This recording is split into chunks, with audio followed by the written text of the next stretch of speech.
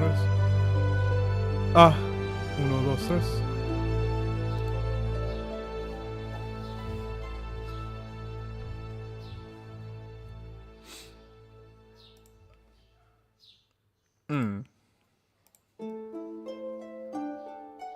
Oh, you're still outside?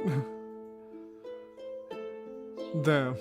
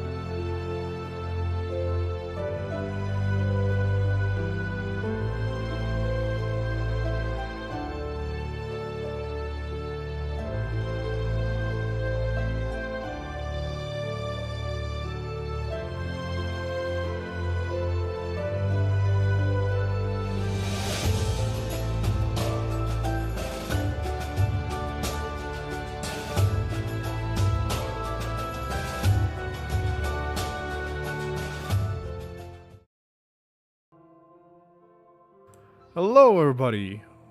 Welcome back to our new stream of Dark Souls: Dirge of Drangleic. I just noticed that the sub counter is all messed up. It says 158 subs, which is not at all accurate to what I have right now. I'm barely hitting the 79 mark at the moment. I don't know why it did that, but I'm gonna just hide it on the stream. There we go. Apologies for taking a while to start and for the technical hiccup there. But we are back with another session of Dark Souls Dirge of Drangleic. And as usual, well, shout outs to our, the people that have made this possible. Shout outs to Sound Phenomenon for providing most of the background music you're going to be hearing. And shout outs to my wonderful, wonderful players who are here today in order to get us started once again in our session. And shout outs to all of you, our viewers, for being amazing and being awesome.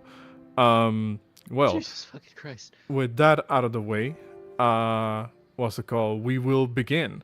Who wants to do a session recap? Who hasn't already have an inspiration on them? Hold on, didn't you give everybody an inspiration? Did I? Oh, actually, I probably did. Yeah.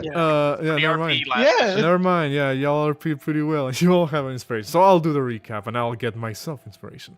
Oh no! Yeah. So quick, Katya! So, also, let's be. Also, by the way, I Oh. almost nearly died.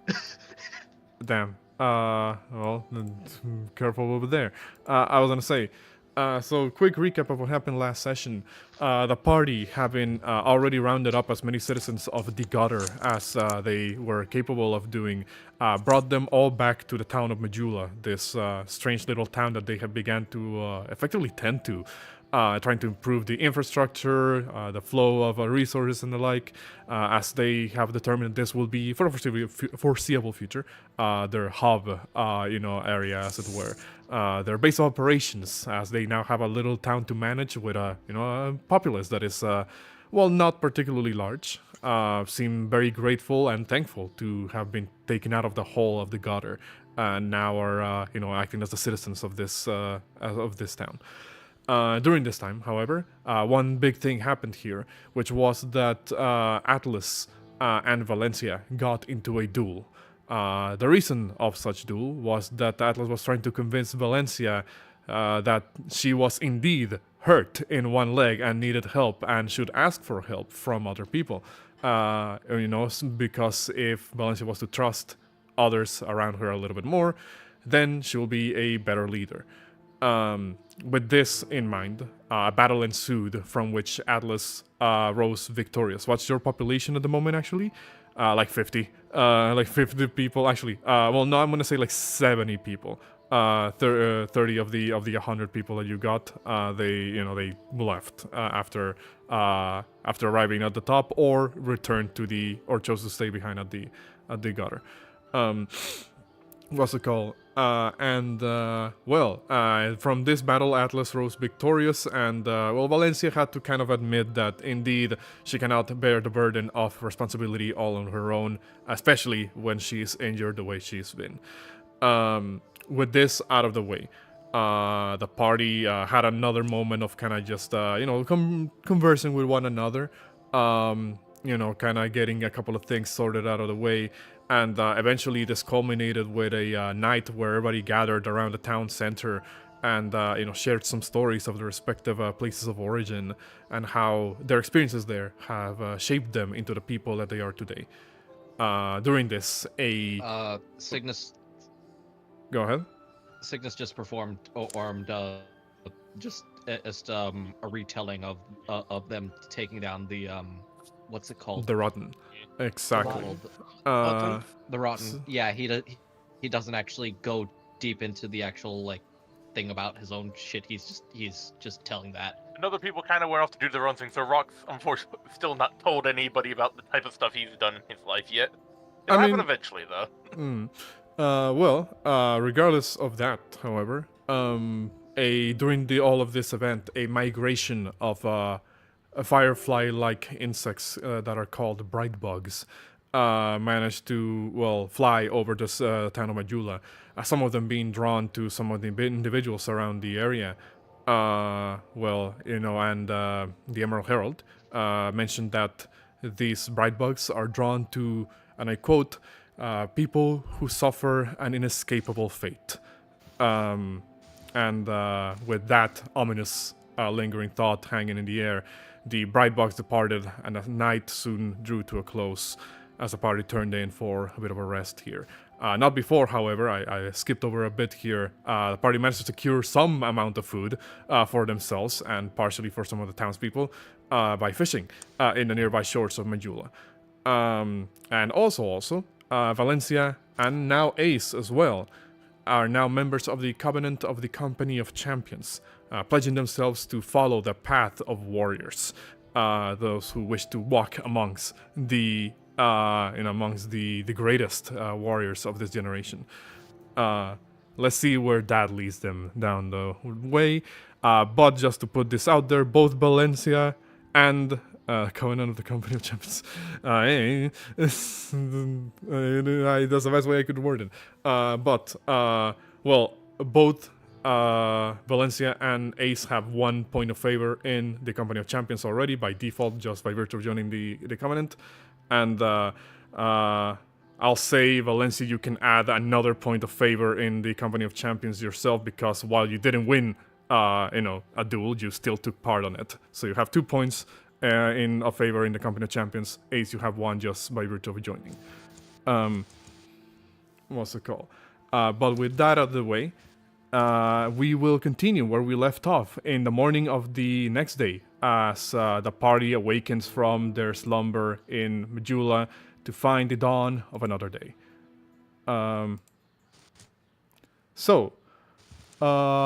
Now I get to ask you all once again, what will you be doing for today?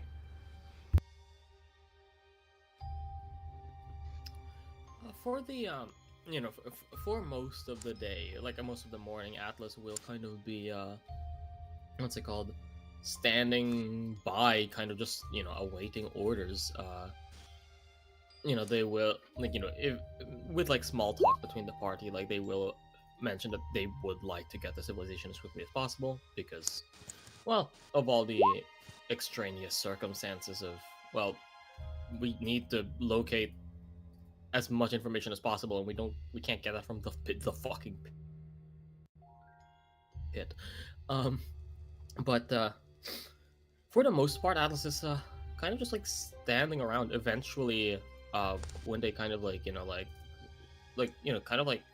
eventually spotting alone, probably sorting out some of Valencia's stuff. Atlas does want to what's it called? Have a word with Valencia's maid, Cersei. Okay. In that case, here's what's going to happen. You would find Cersei kind of a little bit off the side of the of the town. As a reminder, the retainers currently have their own camp set up aside from the rundown buildings because, fuck if they're going to sleep in a rundown village. That they have set up their fancy camp with this really large tents that they used to to just kind of put their belongings in. There is, of course, a separate tent set aside for Valencia that has been set up by Gwenalt and Fern and Cersei. They are currently Gwenalt and Fern, my bad, are currently off to the side, doing retainer things, while Cersei is currently in the middle of sewing patching up, I guess, the one of Valencia's outfits, through a sewing kit. What's it called? That you would find her inside one of the tents. As I said, the tent's pretty big, so they kind of have those that type of entrances that are kind of open curtains type of thing. So you would find her right there. As Atlas kind of kind of like ducks under like the tent slightly. He just kind of says, Madame Cersei, may I have a word, or am I interrupting your duties? What's it called? You would see as Cersei seems to take a moment where she kind of jumps for a moment, as she didn't expect you to just call out to her right like that. She turns around. Thankfully, none of the needles piercing her hand in that little moment of lapse, I guess. And then she will say, "Oh, it's you, Sir Atlas. To what do I owe this honor?" I would first like to extend my apologies. I understand the plight that you must have from my altercation with your lady. I understand the worry I must have put on your shoulders. You certainly have a knack for showing your apologies a strange way. Yes, I was dreadfully concerned for Lady Valencia's safety yesterday and last night. It is not often I see someone, it kind of looks over at you, with the skills to match her own. Though I guarantee you, should her injury have been healed at the time, the result of that combat would have been entirely different. I have no doubt. I believe that at her full capacity, she has the potential to defeat even me. I did not want to worsen her injuries. I attempted to go as easy as I could while proving my point. But I hope you also understand that I could not afford to hold back so much. Doing so would dishonor the tenacity of Lady Valencia.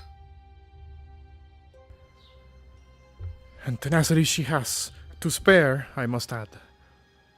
It is one of her greatest qualities. One of the ones that make us, both myself and my fellows, follow her with such loyalty.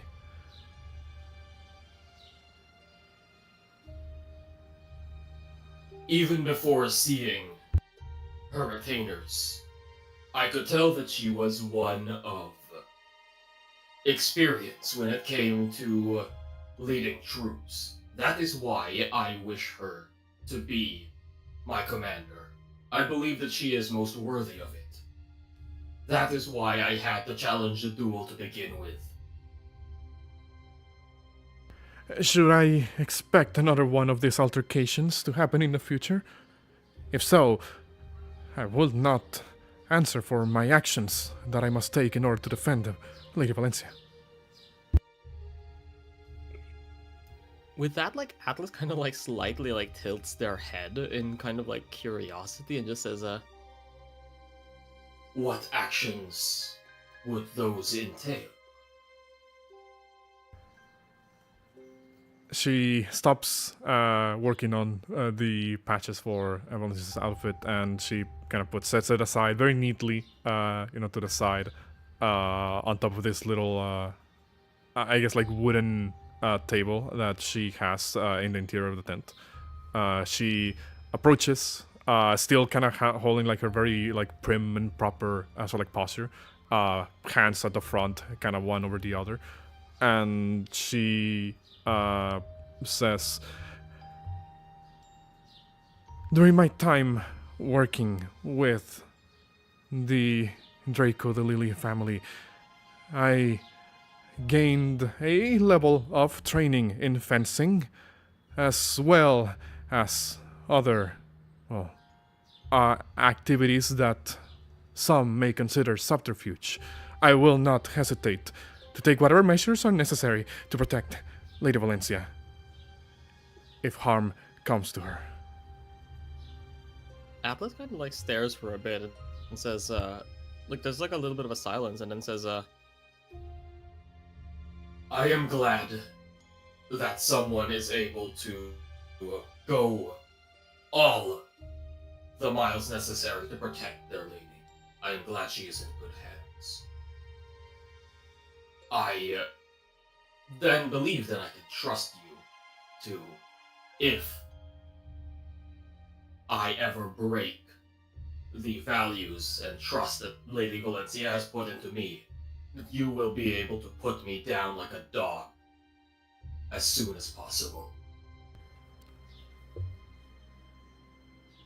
She stares at you and kind of tilts her head a moment, narrows her eyes, almost as if she's trying to like scan you for any hint of deception, as it were. Obviously, you know, your whole body's covered head to toe in armor, so she can't read your expression. Yeah. But she will say,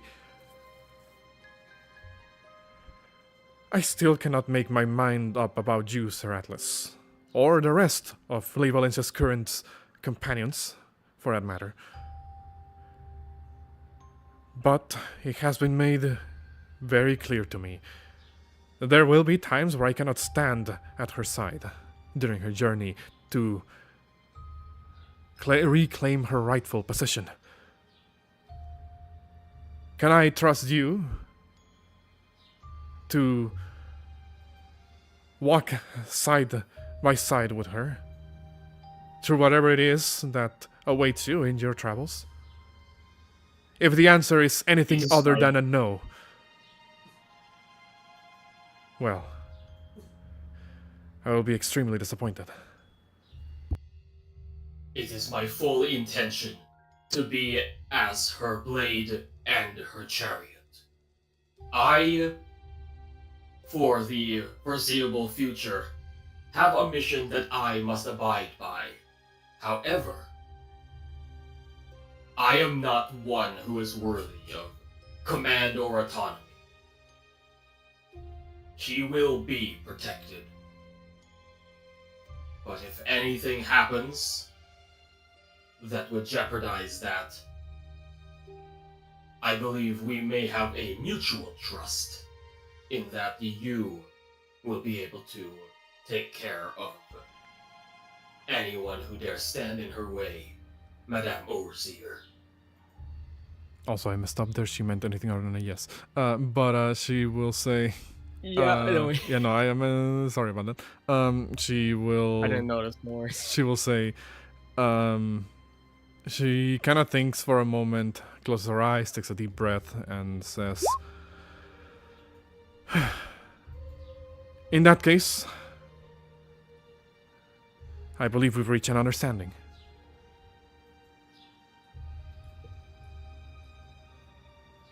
She will kind of turn around, go back to where she left the, the clothes at, and as she begins to start sitting down to continue sewing the holes close, she will say, Sir Atlas, I pray that whatever it is that you and your group, and well, Lady Valencia's group, I suppose, will, decide to do next, then that success follows all of you, for Lady Valencia's sake. My suspicions about you when we first met were that we may be two sides of a coin. I am glad to know that that seems to be the case.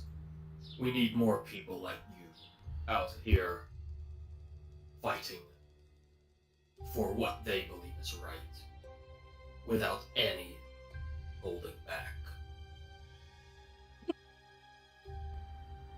I've never been known as one to hold back my thoughts. The same applies to my actions. Now, if you excuse me, I must repair the damage that you so dreadfully caused to my lady's clothes.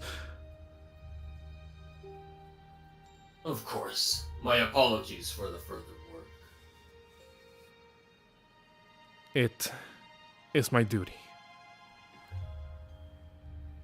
As Atlas about faces and kind of like just continues like probably just like patrolling the perimeter essentially. Yeah. You go there, we can start do the rock work while everybody else is kind of doing their morning stuff. We could do it in chat. I think let someone else get the spotlight. Who would be? Well, would anybody else be doing anything specific? Yeah. Oh, go ahead. Well, so you said Ace would wake up with a friggin' rock kind of next to her. So as she's kind of waking up, like checking all her stuff, and noticed a weird tablet with like etchings in it from what the picture is. She instinctively like detect magic, identify, is this magical or is this just some random thing I bumped into that I didn't notice the other night? Well, if you detect magic, identify whatever process you use to verify the origin of this item in question, then you will figure out the handout that I revealed to you earlier out of stream, but that I will reveal again for purposes of the audience. The Champion's Tablet. Magical item, wonderful item, common, shows the names of the greatest victors of the Company of Champions Covenant. This tablet, chiseled from the Victor Stone, is engraved with the names of the brave warriors that have fought honorable battles, as if they were epitaphs, honoring their lives. You can send action to read the magical text engraved in the tablet. The text will show you the names of others who also hold a Champion's Tablet within 2 miles of you, as well as their last location within the last 24 hours. Once effective use, it cannot be used again until you finish a short rest. Sorry about that, we can start marking. You will figure out that this is the effect of the Champion's Tablet. The description, I didn't put it in the description, but it does show you roughly where, which direction, relative direction to you they would be. Okay. So Ace kind of looks at it like, So I guess a little entry present from a little champions club. So let's see, you're supposed to rub it like this, and Also, she sees like. Also, Bart, you're coming a little bit low. Is that better? Roughly the same. Okay. How about now? A bit better. Okay, so she'll kind of figuring out how to activate it.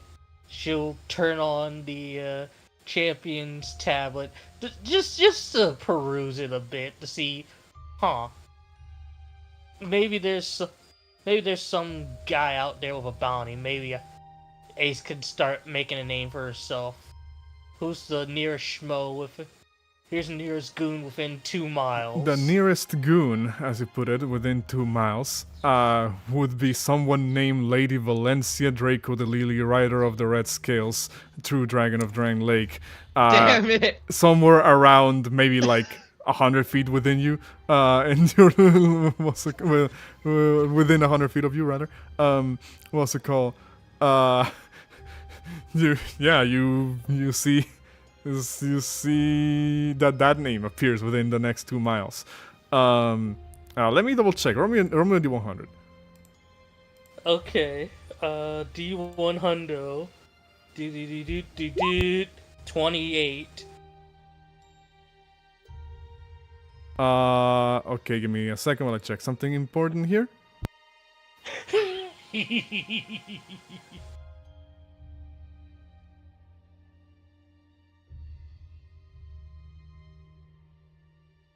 You pick up on a second, what's it called? On a second signature, as it were, of the champion's tablet. Give me 1 second while I check something.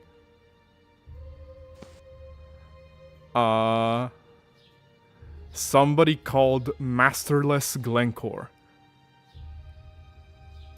It's like damn near on the border of 2 miles away from you. Or at least that was their last known location.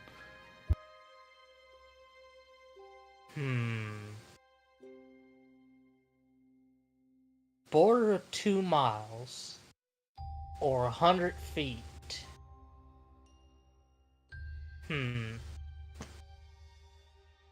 Look, Ace kind of thinks to herself like, you know what?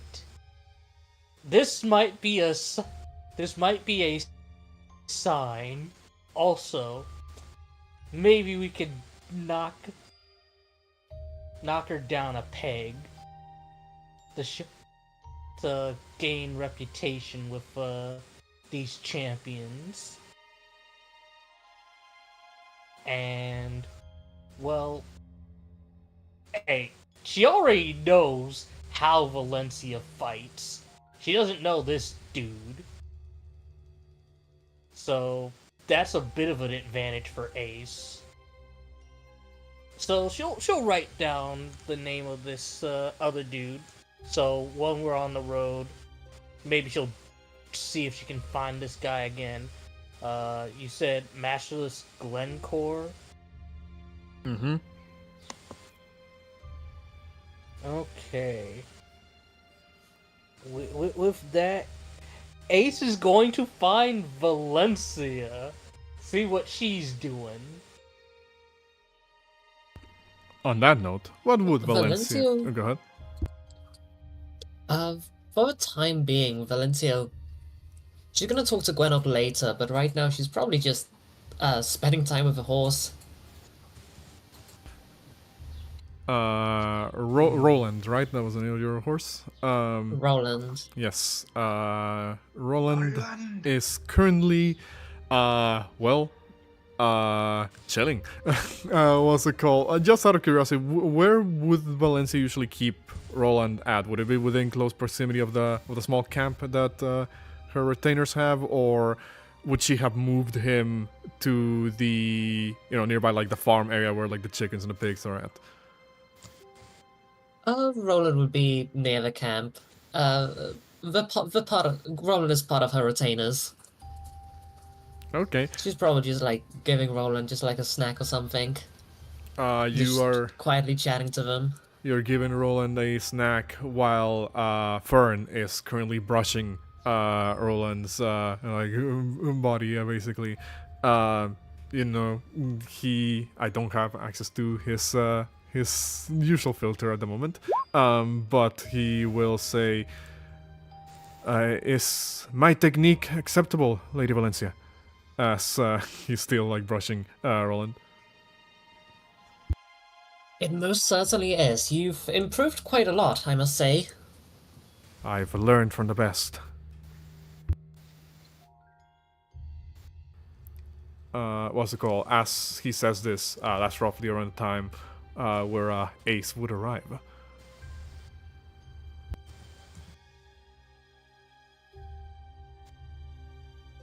Ace is gonna make this like as dramatic as possible, like how she knows other Thunderslingers do.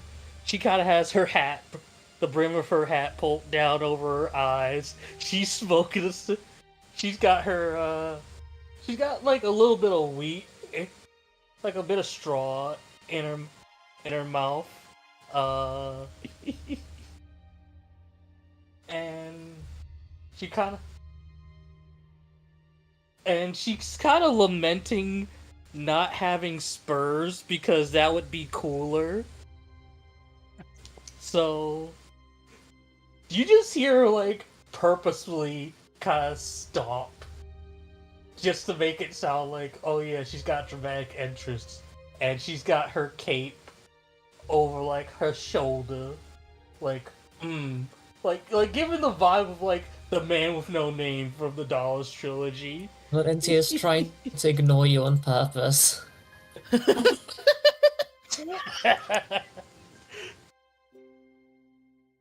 Dag. Ace looking over at Valencia, being perturbed at this point, like, well.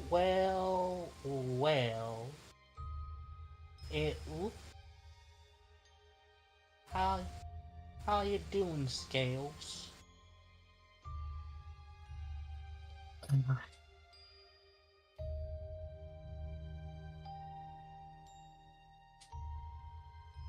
Here we go again.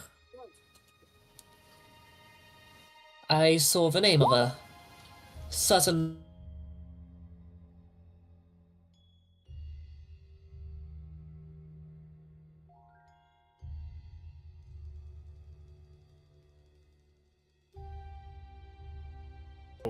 Damn, my internet died. Shit. Hold on.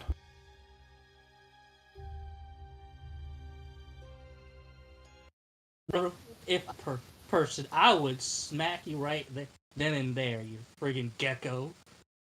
Oh, hold You on. wouldn't know on if it showed its face to you. I think my internet That was internal. my internet okay. died for a second there, y'all. Like I did not hear whatever response Valencia gave to Ace. I don't know if that came through the stream either. I guess it died again. Fuck. Dang. Oh, what the fuck? What You're happened? cutting out, Vorti. Okay, well shit. Hold on. It's not my I mic think you're though. back. Yeah, it's my internet though. Can you all hear me? Yeah, we can hear you. Okay.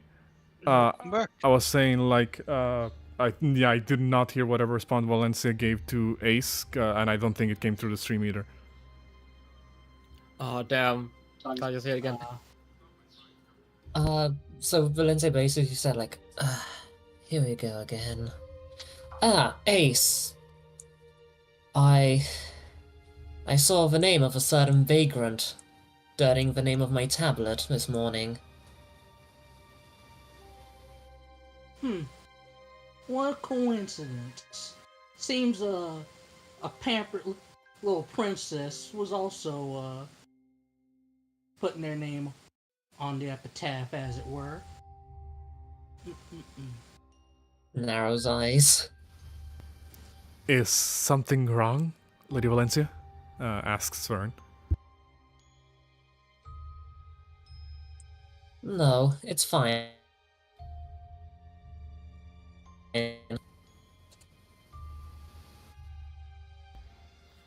I see. Well.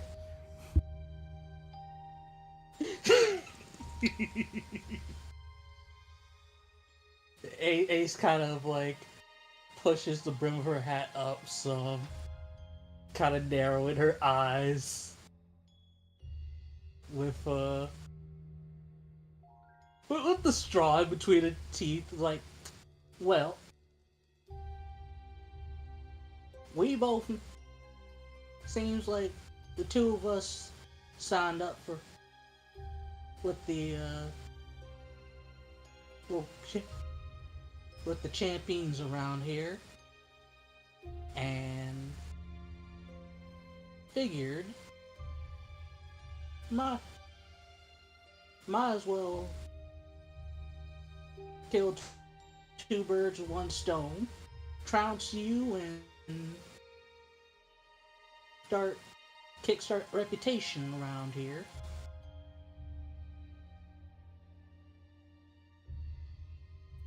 If you're suggesting having a duel with me, you can make an appointment. I'm busy tending to Roland right now. I wasn't gonna fight. Well, after the sportsmanship from yesterday, I thought it best to give you time to rest a little bit. Possibly while we're on the road. Say tomorrow, high noon. Unless you're chicken. Fern looks. Valencia pops a vein. Fern looks over and says, "Is that supposed to be a an insult, Lady Ace?" I do believe it is. Then, An attempt at one, at least. Then, as Lady Valencia's squire, I'm afraid I also cannot let this slight go unaddressed.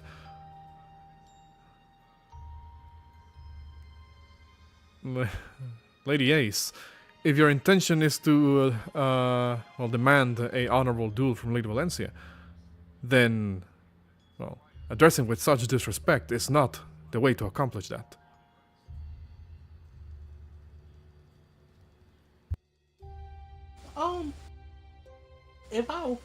If I was gonna come at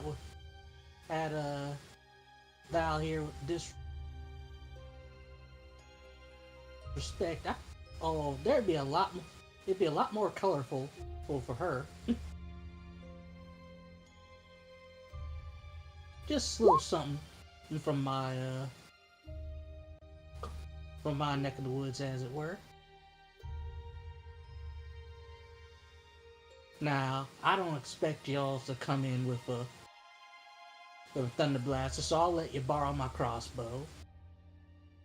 If you wish. I believe you are setting a, Crossbow. Fern looks over at Valencia. I'll let Fern speak. Well, no, he just looks over at you when you say crossbow, and he looks back and says, I believe you are intentionally setting a scenario where you have the advantage in this particular duel, Lady Ace. Not a very honorable thing to do, I believe. But mostly making an even playing field, Fern. Nothing. Looks over at Valencia. If you wish to duel me, then just say so. Well, unless you want me to smack you with a glove, or toss down a little handkerchief, or you want to sell this, or you want to sell this, or you too occupied with being pampered and all, seeing how quick Tin Man got you killed over. If you wish it so, I will cut you down tomorrow. You have my word. Now be gone, you're wasting my time.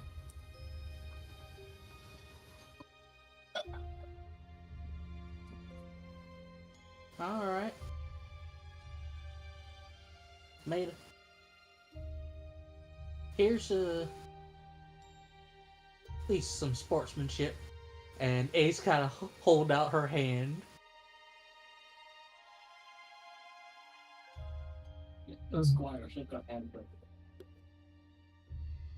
Valencia will not shake the hand. She's back to tending to her horse. So much for honorable knights and all. And Ace just I turns am a away. knight. Fern is a squire. You are a commoner. Don't forget that.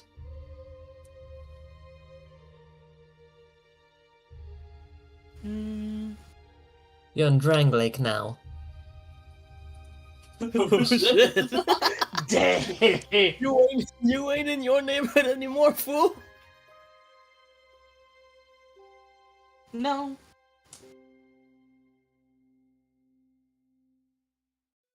Talk like that, and you end up getting a thunderbolt in your back. But thankfully, you're not dealing with someone from the Hellspurs.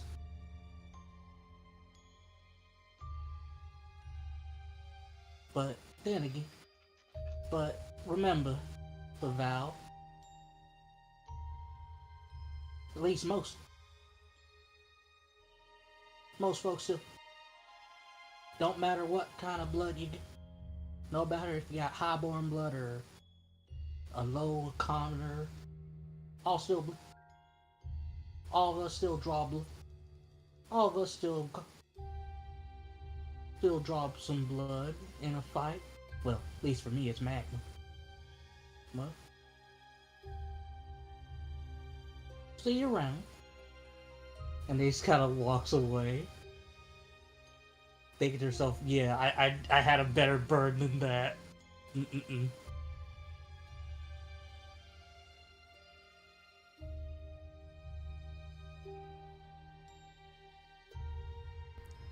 Fern. And she's going to try and find Signis. Fern looks over at Valencia and says, "Are you alright, Lady Valencia?" I am most fine. Remember, Signis is fucking hunting. He's fucking disappeared into the brush.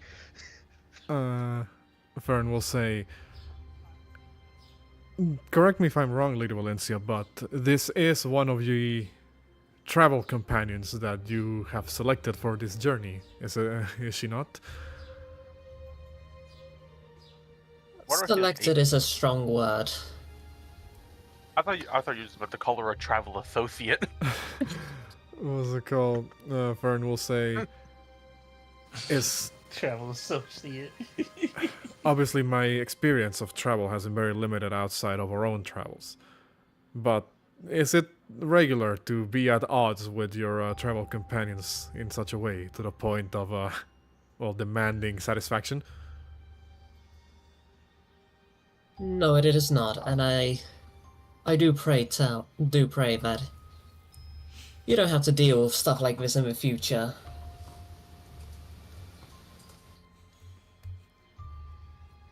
Nice PNG. What's it called? Fern will say, Fern will say, "I see. Well, regardless of what may happen in the future, Lady Valencia, if Lady Ace demands another duel, and you answer in kind, I have no doubt in my mind that you will come out victorious. After all, I've seen your abilities firsthand. They are quite impressive, more than impressive." Indeed. Improve a bit more, and maybe next time you can duel in my stead. How about it? "I would be most honored." As he, while still brushing Roland, he tries to do like a bow to show his appreciation, but he ends up bumping his head against Roland's side. And, what's it called? He didn't quite measure the distance there. And he kind of very quickly stands back up. You can't see his face, obviously, because he constantly wears like a mask. But he, through body language, you can tell that he's feeling very embarrassed. But he's not saying anything. Valencia just does a proper bow in turn to show Fern how it's done. And just continues looking after Fern. Okay. Anybody else doing anything else? Also, sorry if I've been missing the text cues in the chat. I was focused on the roleplay here. What's it called? Sorry about that. Yeah, Signis just went hunting. Fucking comes back in uniform. Shield bearer. You find you hunt a total of 4 rations. Nice. Or 4 rations worth of fish, I guess. As we will look for Val. Everybody wants to talk to Val today. What's it called?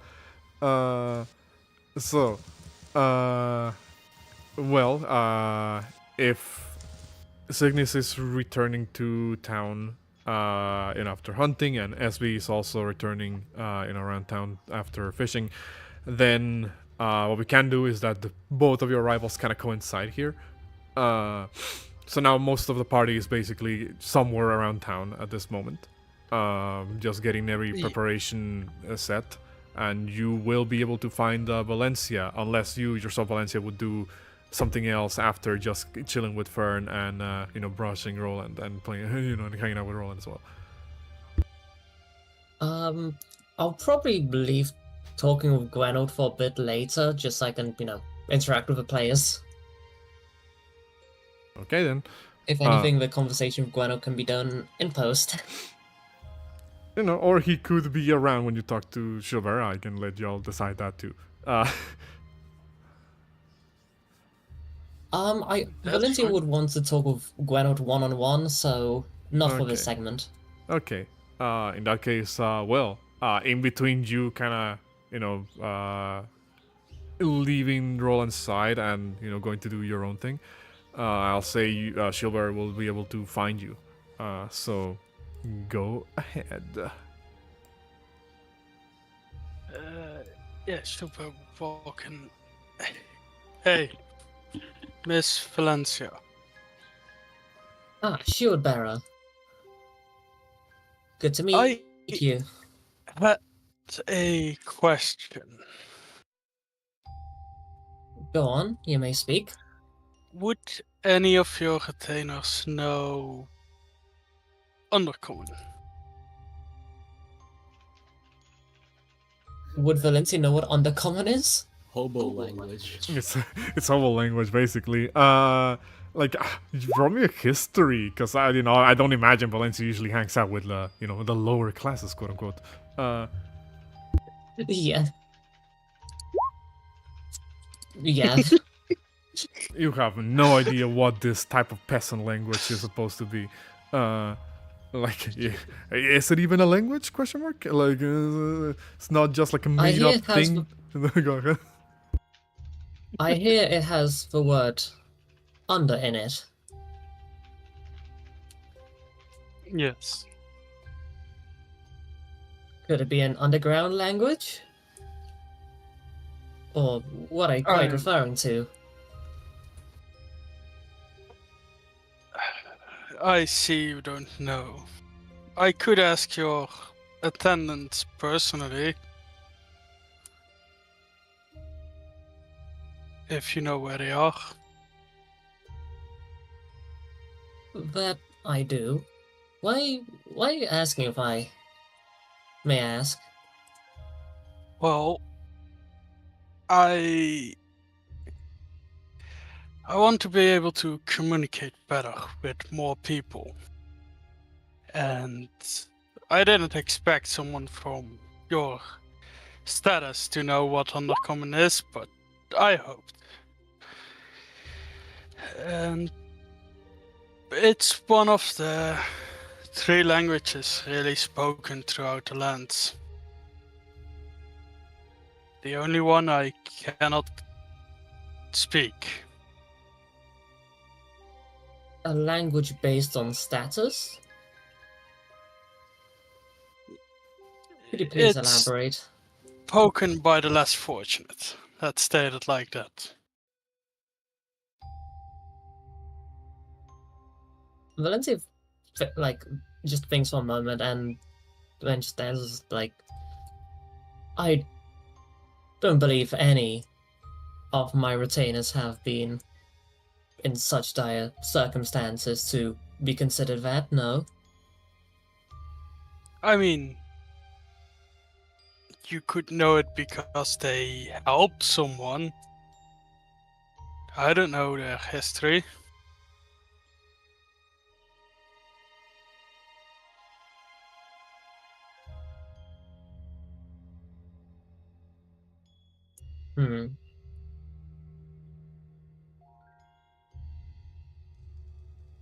I guess you could go ask Gwenald and Fern.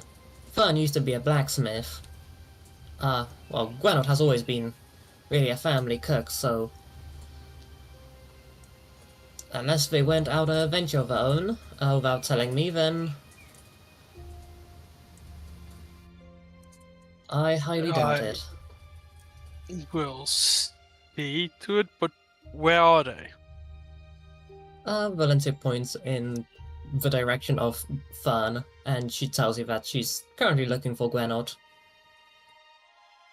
Oh, then I'll head there in a moment. One more thing I wanted to discuss with you. What did you think of the duel you had with Atlas?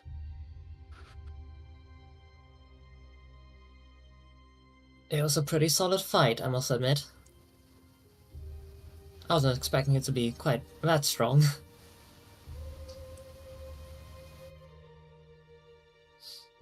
You see, Spielberg looking a bit suspicious and disappointed by that comment.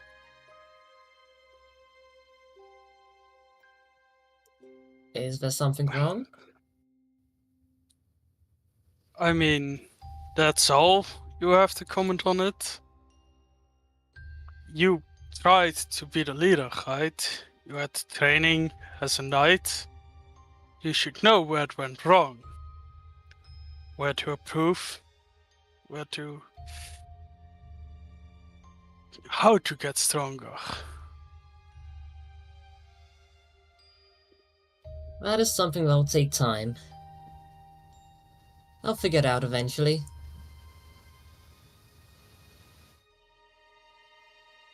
I'm sorry to hear that.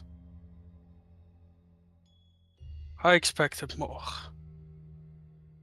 As he just walks away. Valencia looks at you confused. Who fucking ends a conversation like Indeed, who the fuck ends the conversation like that? Shield bearer, apparently. The opposite of like, who the fuck says that? I just sat down.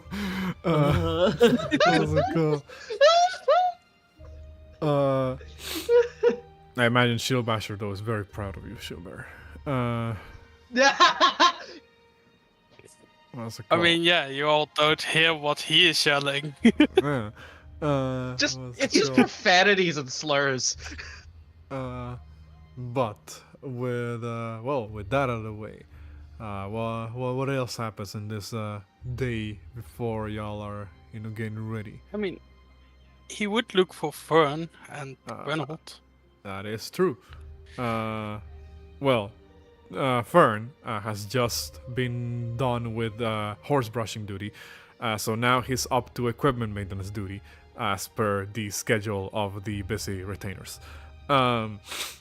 Gwenold, however, is currently in inventory taken duty, which will be followed closely behind by by the morning meal. Actually, that's more important than the inventory taken at the moment. You will see that. Woody? He's dead. Oh, did I cut out? You cut out Hello? with, inventory. Yes, you did. Oh, okay, my bad. Sorry. Duty.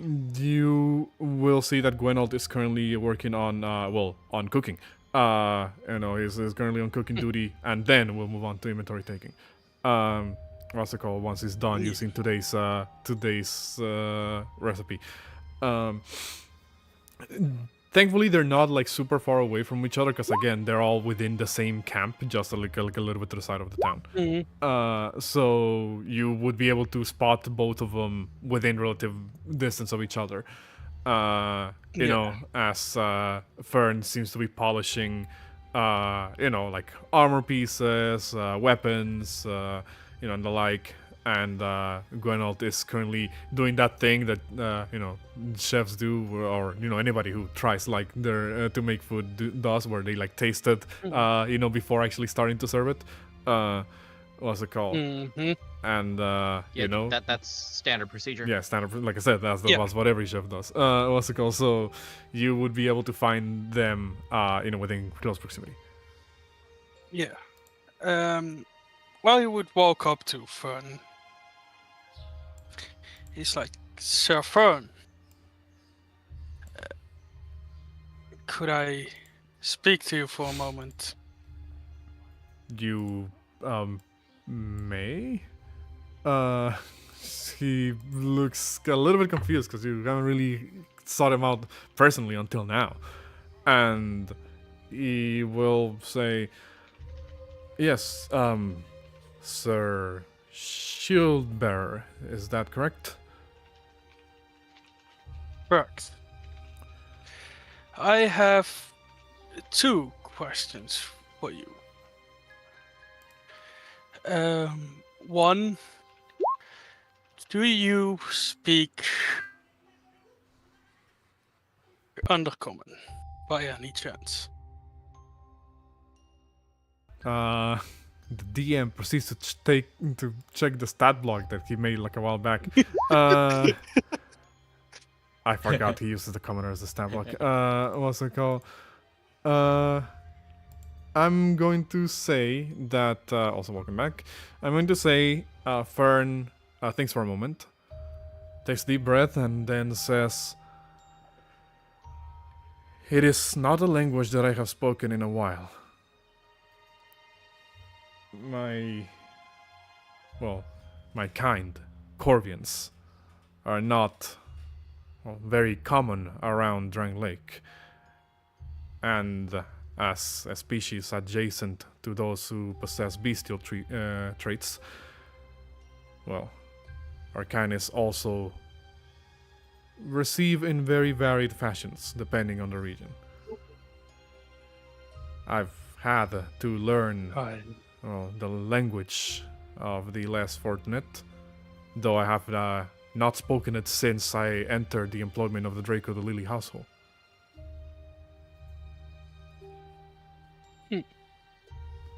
Then would you mind teaching me what you know? He thinks for a second and says, "Will me teaching you help Lady Valencia's efforts in any way?"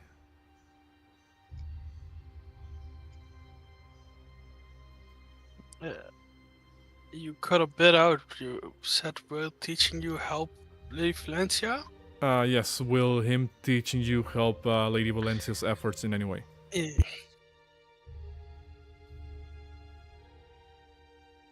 We've lost him again. What the hell?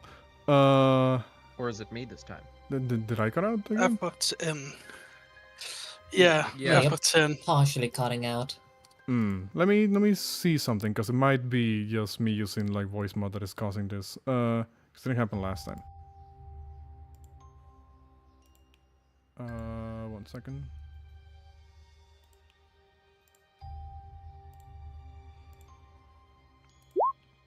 Okay. I think I got it fixed. I'm just going to close down voice mod for the time being.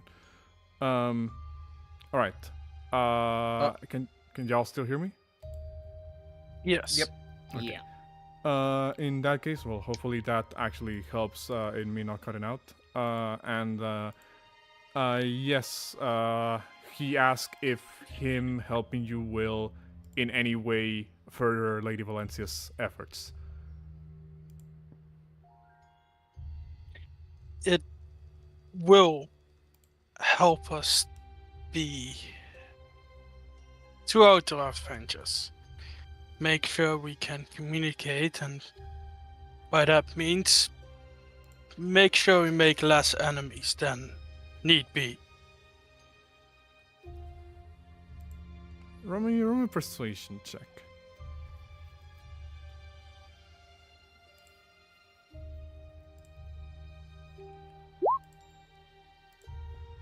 Another 11. He thinks for a second.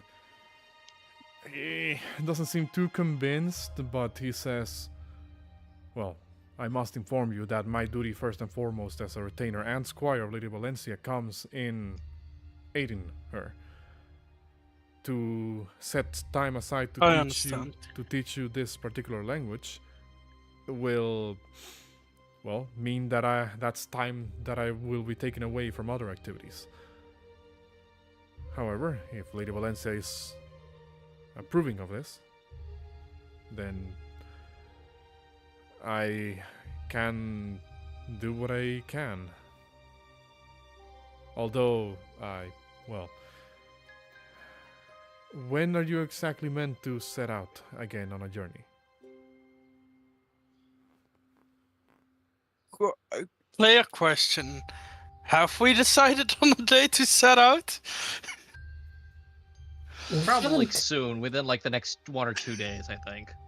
Not Yeah, we sure. haven't like properly discussed like a set time, but I imagine Valencia would have mentioned that she wants to set out either today evening or tomorrow morning.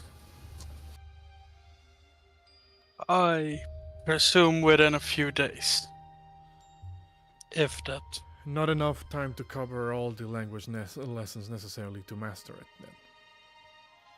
This would mean that I would either need to accompany you in your journey, or that you would need to pay close attention. I can do with both.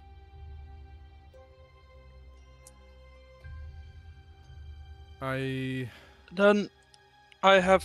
Oh, yeah, sorry. In that case, I have a proposal, Sir Shieldbearer.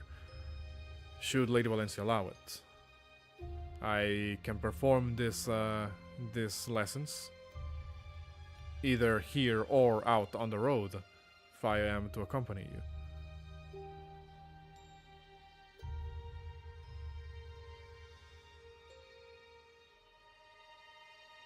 I will ask in a bit. I do have a second question. A complete different one. That is for you as a squire. He sets What a was shield aside. Go ahead. What was your opinion on the duel yesterday? My opinion is that, well, Sir Atlas proved to be quite proficient and adept at the martial arts, and Lady Valencia just as much. Sadly, it seems fate dictated that favor would fall on Sir Atlas that day.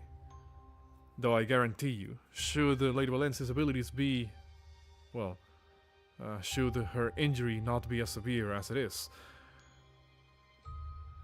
the tide of that battle would have surely turned against Sir Atlas. Regardless, however, Lady Valencia fought well, and so did Sir Atlas. The result, well, even seemed to be accepted by Lady Valencia herself. As a squire, I have no real right to complain. So, you think that if her leg heals, she would have the mobility to keep up with Atlas using all his mobilities?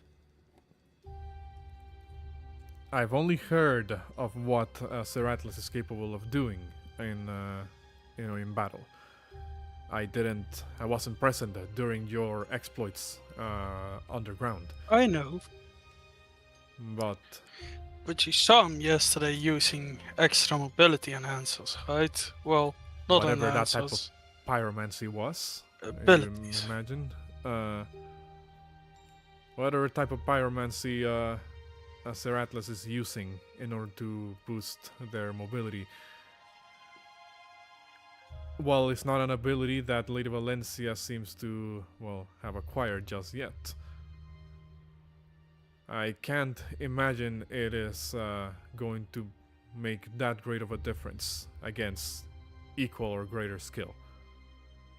Any foe, if there's something that I've learned from Lady Valencia, is that any foe, regardless of how big or small or powerful it looks like, can be overcome if your determination is strong enough.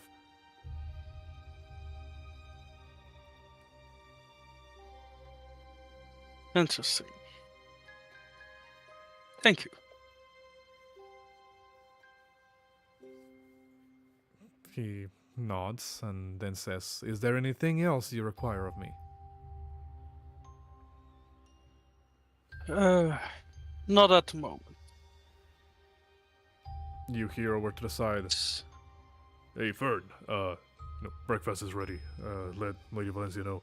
As he passes over like a bowl of soup to Fern.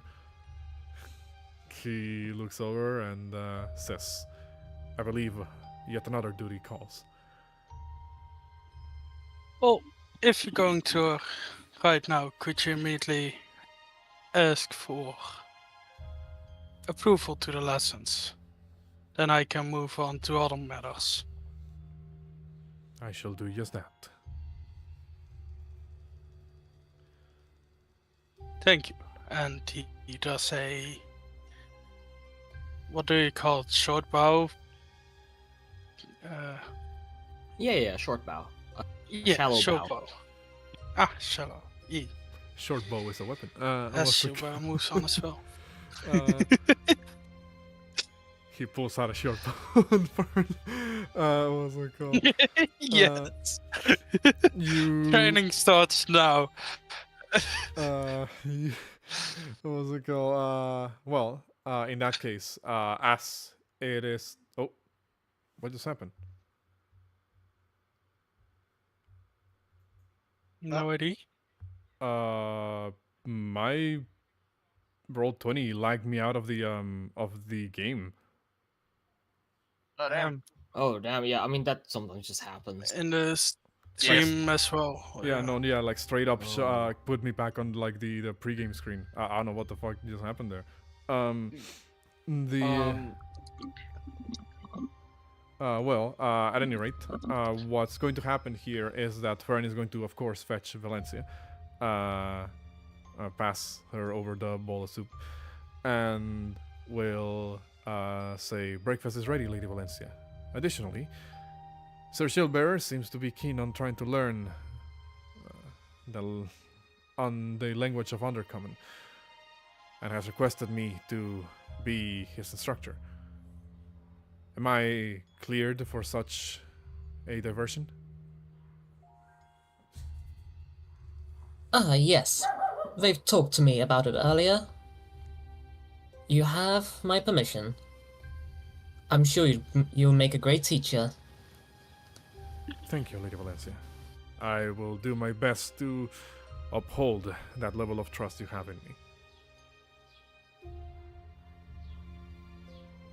And he will retreat and say, would you prefer to eat alone, or... And he gestures towards the camp or nearby where Gwenalt is at. I'll go have a chat with Gwenalt. Very well. He once again does like a bow. This time he does measure the distance properly. And he will, retreat back to his duties. Yes, he will approach you, Shilbearer, and, say, Lady Valencia has cleared us for duty. Lesson starts now. Right. In that case, who else is gonna do anything specific here? I think Ace was looking for Signis. Ace. Though at the moment it's not really Signis, it's just fucking Jeremiah. I mean, Ace Like- has seen Jeremiah's outfit, so you'll be able to. She to- still to- calls to- him some yeah. Walker either way. So, go ahead.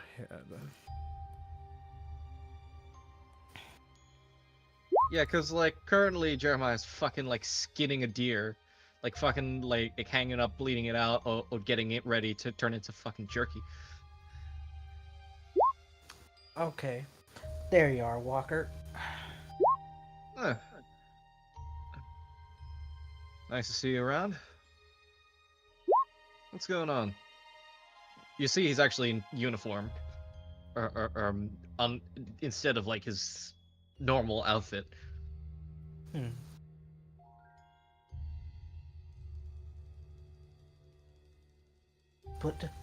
You put down some no. You put down somebody recently while you were out, or No, Uniform just matches. Uniform just matches with it. Uniform's darker in color, so it makes it easier to hide in the bush. Fair enough. Quite a lot easier to hunt animals when they can't, when they cannot see you in full old regal purple all in the damn bushes.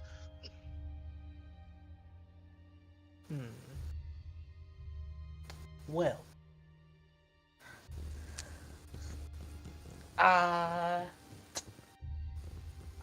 happen And to I don't want to get my I don't want to get at my nice clothes dirty, so while I did this, so decided to stay in uniform for a little longer. Well, that's pretty sensible. Also, Walker, I got a favor to ask. What's the situation? No, nothing sort like that. I am so get to the meat and potatoes of it. So around these parts, I found out that there's a little social club, as it were, Company of Champions. And way of, well, gaining fame and renown as a bit of a thunderslinger myself. I said, you know what, I might as well see to join up with these folks. Well, and in me joining their clandestine club, as it were, found out that particular people, if you challenge them to a duel, you get a little bit of reputation, and well, it just so happens particular ornery individual is also a member of that here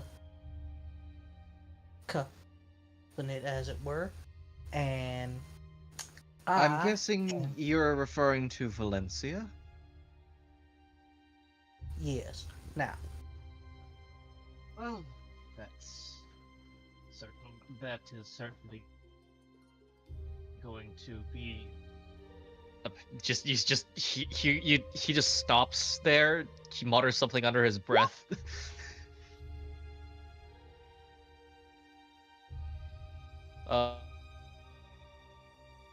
You probably just don't hear it at all. anyway, I would, seeing as you're a bit of a showman, and as it were, and given that we fixing a duel tomorrow at noonish. Kindly do not duel each other before we need to leave. We're not dueling before we leave. We're doing it at noon on the road. That seems counterintuitive. It is not counterintuitive. It is, and plus I gave Scales enough to even the playing field, as it were. Since she ain't got no thunder pistol, I'm letting her borrow my old crossbow. So, in any case, I would like you as my second, as it were, be officiator. Give her your old Fleetfoot pizzazz, as it were.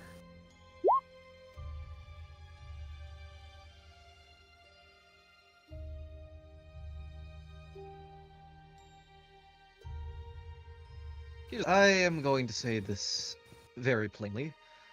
If I am to officiate, I will be doing so in a I will be very blunt with the situation.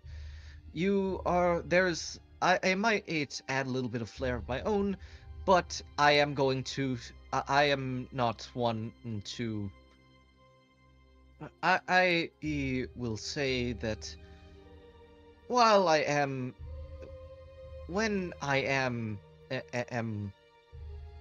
he just like pauses for a second, just says, eh, never mind, but when I'm out of uniform, just understand that even then am not going to be particularly uh, happy about this.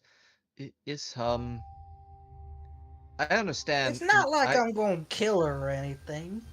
No, I understand. I understand, and the purpose of duels. I have, I just mean that both of you are consistently at each other's necks, and you squabble like a pair of siblings. And I would know much about that, considering I have two sisters myself. The issue here is I am not. While I'm not sure about you, I know that at Miss Valencia has a bit of a temper. If you goad her too much, she may go too far. Uh, she has a lot of pride and she has a lot of pride, and it sometimes gets in the way of better judgment. I suggest if you are to go about this, and I will officiate to make sure that nothing goes wrong, have it on friendly terms, and do not do the same thing as Atlas did, where you took it to unconsciousness or to surrender. She's likely not going to surrender, so.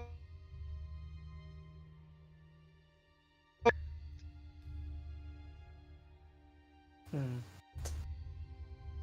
Well, here's the thing, too, Walker.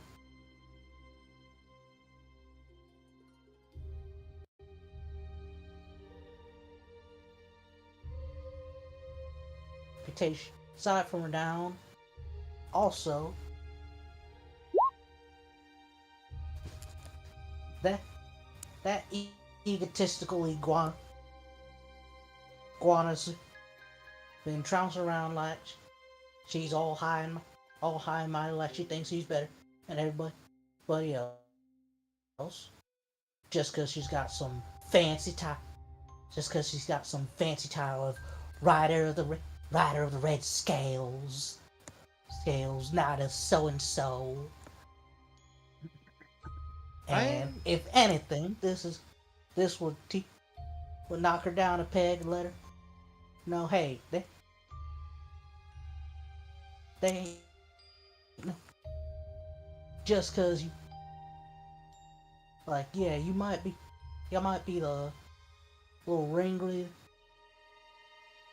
around here, but if you want folks riding with you, you gotta treat folks equal like, and also smack you for goddamn tail and uppity with. I folks, understand that it may be a little bit grinding, a little bit it tiresome at times, but what you're doing it now is taking fuel and stoking a flame. You need to go slow about these things.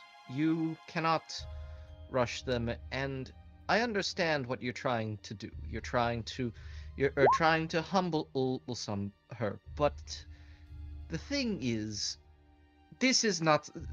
humility is not something that you learn in a day.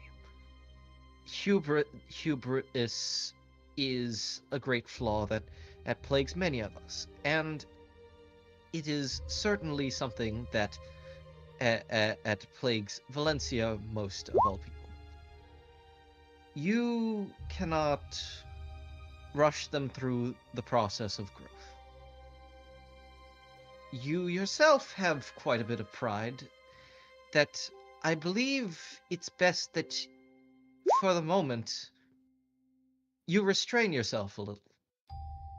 You do not need you do not need to go all out on this.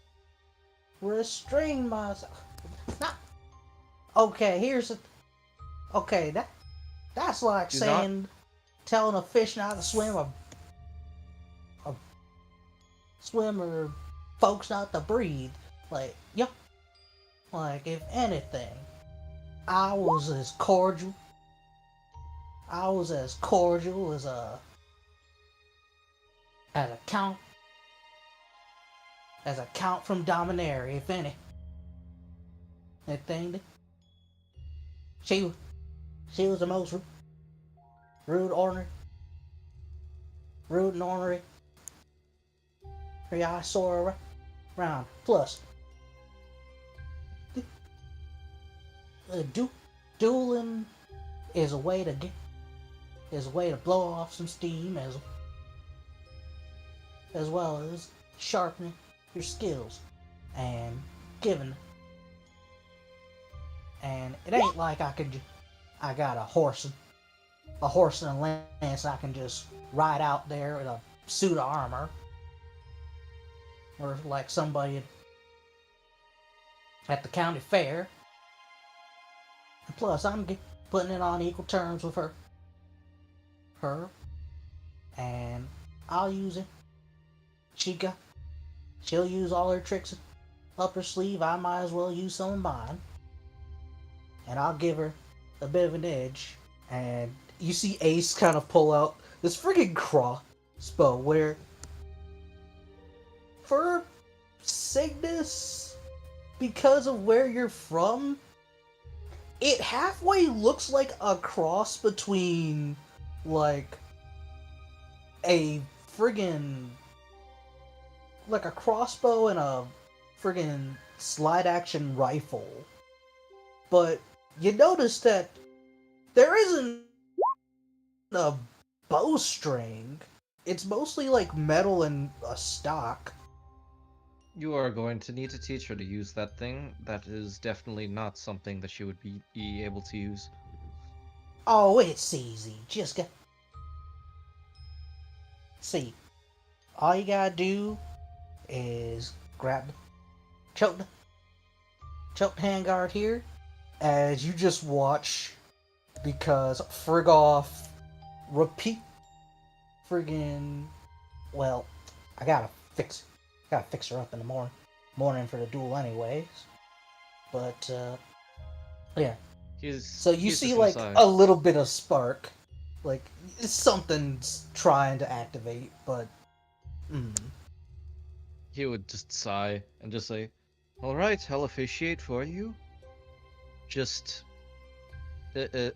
understand that, well, that's all I'll be doing." I'm not asking you to step in and fight for me.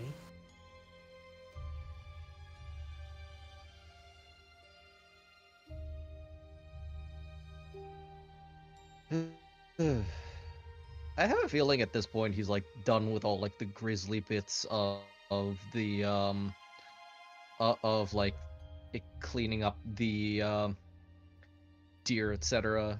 It's just and just has it like cut into pieces and smoking already. So he's just, you see as he changes back to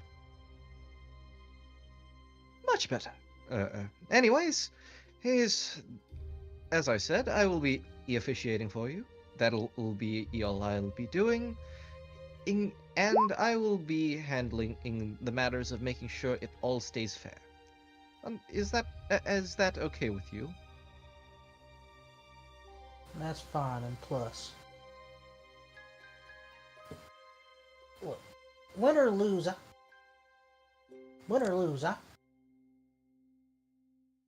this is this. Well, it means something. It means a lot. I'm like, you're the only one of these fools around here I can trust with this kind of thing. Like, I gotta do this. It is fair. I understand why. Eh, Heck, I do. I do. I do fancy myself. I do fancy myself a friendly spar with my old companion, ins as well. Oh, most notably, old Solomon. But that's about that. I will say, if things get heated, I will step in. Is that understood? I'm mostly made of fire. How else can it get heated? Aside from Val breathing her hot breath on folks. You just see like the hand come up, just like fucking straight into the face again. No, just another fucking face palm. And we have resorted to the lowest form of comedy.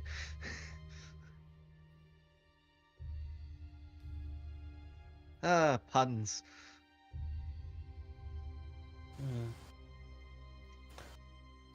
Also, what's wrong with puns? Signis just like he stares at you as if you're supposed to know what's wrong with puns.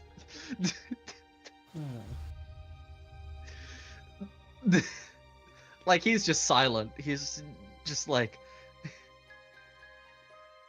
it adds to your repertoire, as it were. You're a performer. yes. So, Lowest form of comedy. It's still funny, but there have some class.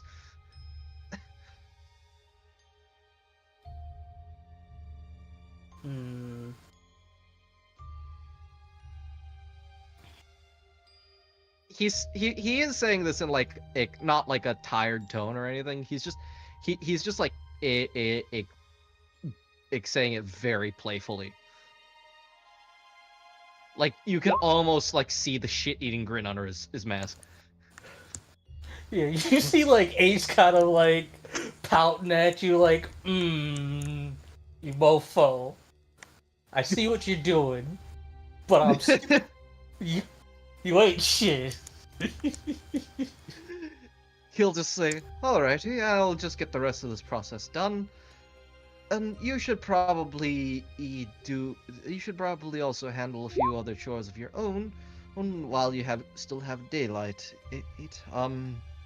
So he just like sort of he like instinctively goes to pat you on the head, but it's just like, wait, no, this isn't my sister. Just like pats you on the shoulder instead.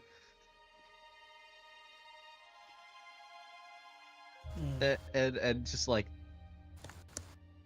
I'll get this done, and if you want, you can help yourself to a few slices of jerky for your own rations, and later on. Alright. I gotta work on this thunderbolt. Been a while since I had her tuned up. It's like this is Please just wanna get... still fucking smoking the fucking deer.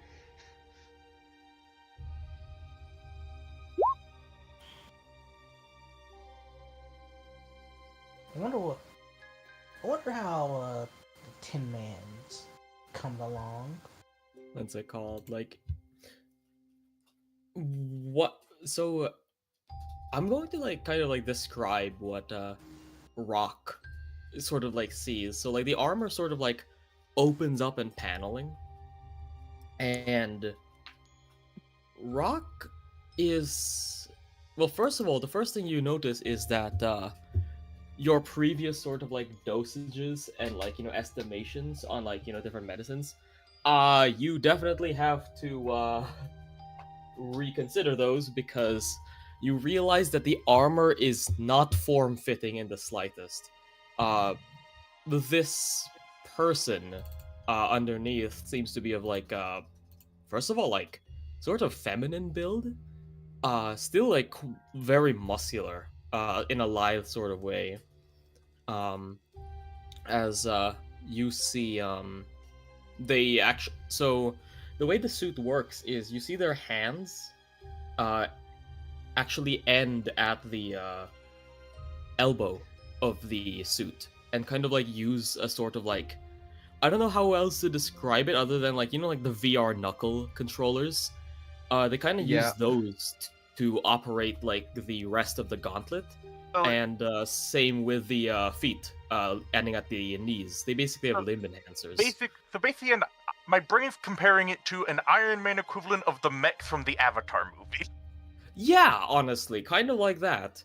but with like obviously foot equivalencies to the gloves instead of the pedals and stuff. Yeah, like Kamen everything is like, Rider. more internal. But yeah, very much so. Like yeah, you notice they're still quite tall. They just your estimates are like 6'5", but they Like an inch shorter than Rock baseline. yeah, and well,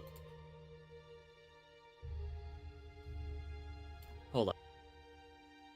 Kamen Rider. Yeah, right. Henshin. So, as you watch, like their sort of like plug suit, which is like a bright, stark, like silver, sort of like dematerialize, you start noticing. Well, you're probably not that unused to this considering where you're from, but it is still a very much like a. I am out of scar "Oh," tissue. because you expect. You expect to see the gash that was left by the axe, but you also see a burn scar across the throat, sternum, a long curved puncture scar under the left ribs, a thick circular gouge around the upper right arm, a deep jagged slash down her left forearm, a massive diagonal scar across her back from the left shoulder blade down all the way to her lower right waist, a small but deep puncture wound on the back of the right shoulder, knotted stitches along the top third of her spine, stomach stitches horizontally across her lower abdomen, her lower right abdomen having a spiral burn, like spiraling out, a wide pitted scar on the inner right thigh, and a clean horizontal slash just above the ankle. Her right ankle, that is. My brain's So,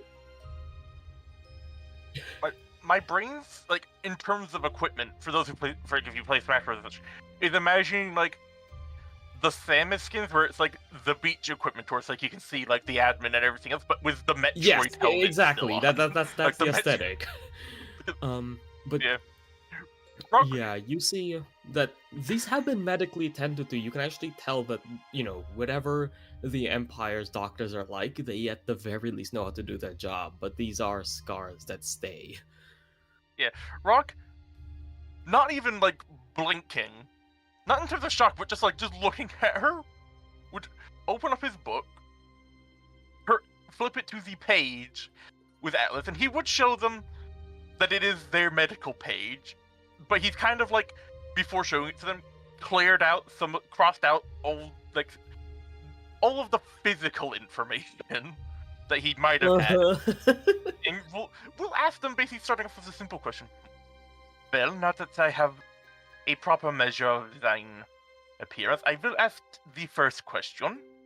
In terms of thine physical gender, what is it? I do not care what you identify, whether or not you claim to be man or woman. I simply wish to know what thine body is, so I know what chemicals and hormones exist in thine body already, so I do not give you a missed amount of dosage. Corporal build is female. However, I am a genetic clone. The gender of said Firefly units does not particularly matter when it comes to hormone levels. However, of course I understand that medical procedures do require this information. So yes, genetically female. You would then not note that down, and then looking at their build, you said, well, you are slightly shorter than me, but I do know that muscle mass has more volume than fatty tissue and other such things. Do you have any idea of your approximate weight? Damn. 202 pounds. Damn. You would note that down. Okay. And your height, based on the amount of height I can see already, your baseline around the 6'5" range. There we are. Do you have any underlying medical concerns in your history? Have you had, outside of the injuries that I can see you've sustained in your past, do you have any other non-injury related tendencies, or anything that has been the result of any prior injuries? Outside of these. You kind of like get like a pause, and obviously as a doctor, you know when your patient is like hesitating, and you can tell that like they're right now they're just pondering like, should I say this? As I said, my work is not in the judicial position. The only thing I will ever judge someone do is another doctor doing their job terribly, or if you are mistreating thine own body. Otherwise, I do not care about thine. But you do as it is not mine place to judge you for it.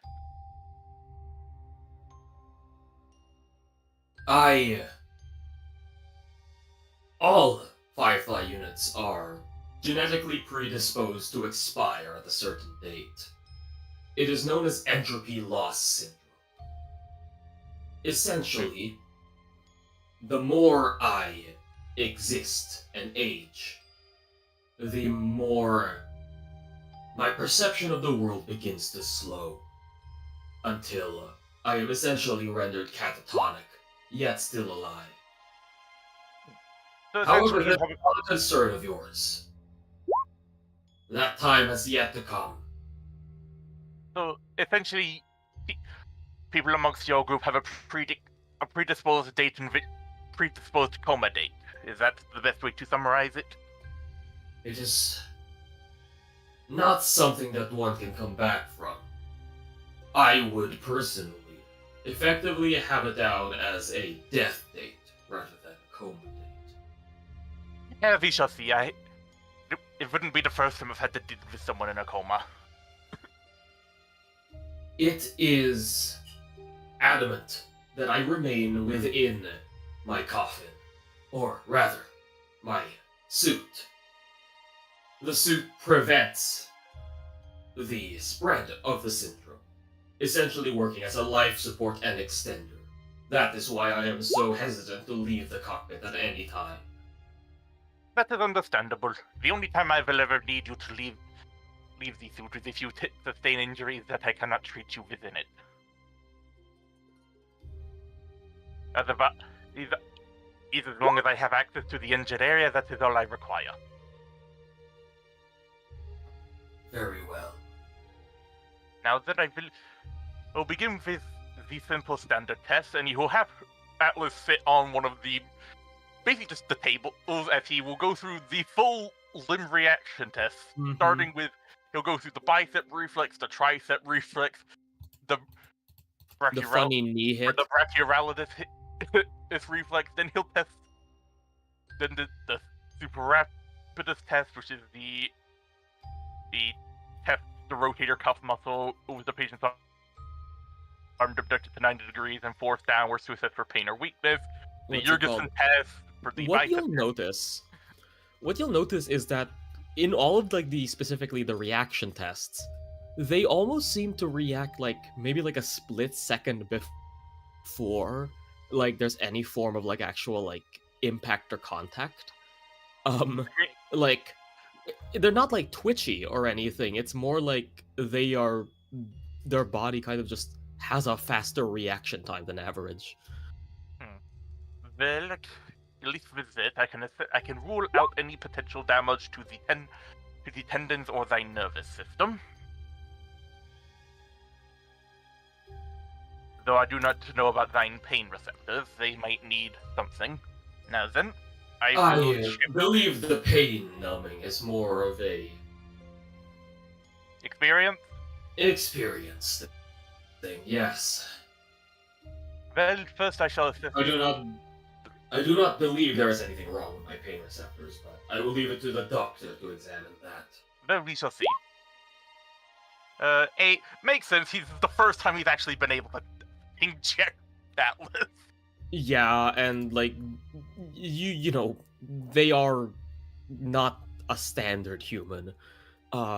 One thing you actually do know is that notice is that like their heel kind of like area and like the muscle that goes above it. I don't remember what the muscle is. Let me check. Like, 'cause they're I like do have to look. quads, right? Let's see. There's the plantar, which is the lateral sole of the foot, which can cause toe flexion. I meant the one that kind of like the you know your shin. You know what's behind your shin? Like the squishy bit. The back of your shin. The back of your shin. No, I'm alright. bad at explaining this. That is the cat. I believe that's The calf. muscle. Yes, that is the calf, yeah. So you see the heel and the calf are kind of like weird. They're kind of like you kind of like see like a bit of like what seems to be biomechanics that's been done there. Like there are like there's just like an advanced sort of like reflex that has been implanted in there, which if you think back to it, Atlas did turn off their thrusters during their fight with Valencia, but were still able to like avoid opportunity attacks and just jump around really like great distances. And you can tell that that's not a suit thing. That's actually part of the biology. The funny thing is, this doesn't seem that weird to Rock because Yeah. he lives in a world where magic prosthetic arms exist. Yeah, magic prosthetic arms, just like horrible, like like just flesh. The stitching. phantom limb is a thing that exists. Yeah, exactly. So this isn't weird to Rock. And the serpent blade web, or the I won't cast the uncharged claw because that's a weird monster gauntlet, not a prosthetic. But it's like Rock's not like he's not like probably to Atlas' surprise. Rock does not look at all phased, and this is some sort of physical augmentation enhancement.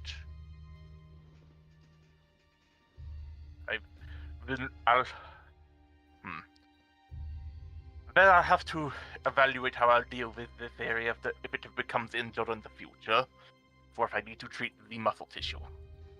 I am confused. What do you mean by enhancement? You have some sort of augmentation to the lower calf muscle just above of the heel of thine foot.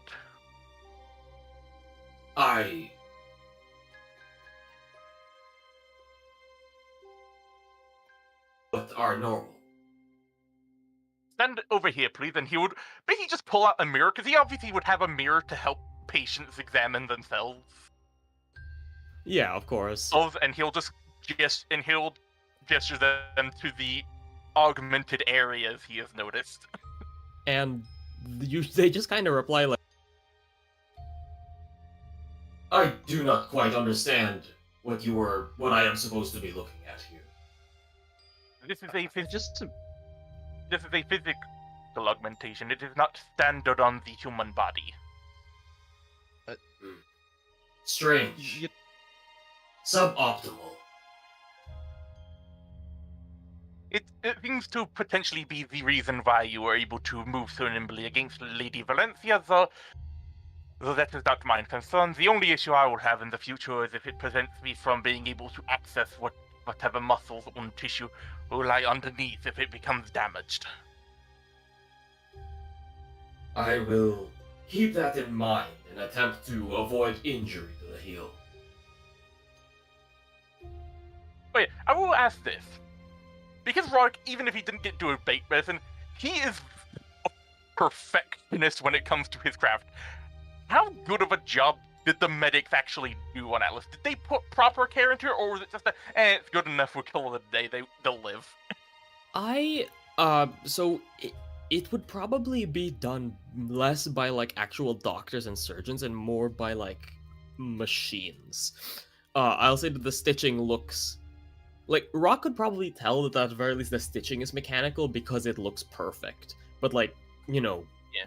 the human But, like- hand can't create that sort of thing. Yeah. It But in doesn't terms look Yeah. bad per se, but it's like it seems like it almost seems like there was like a rush job here. You can tell that like most of these It- scars are like permanent and like couldn't be fixed, but you can tell that some of them probably could have.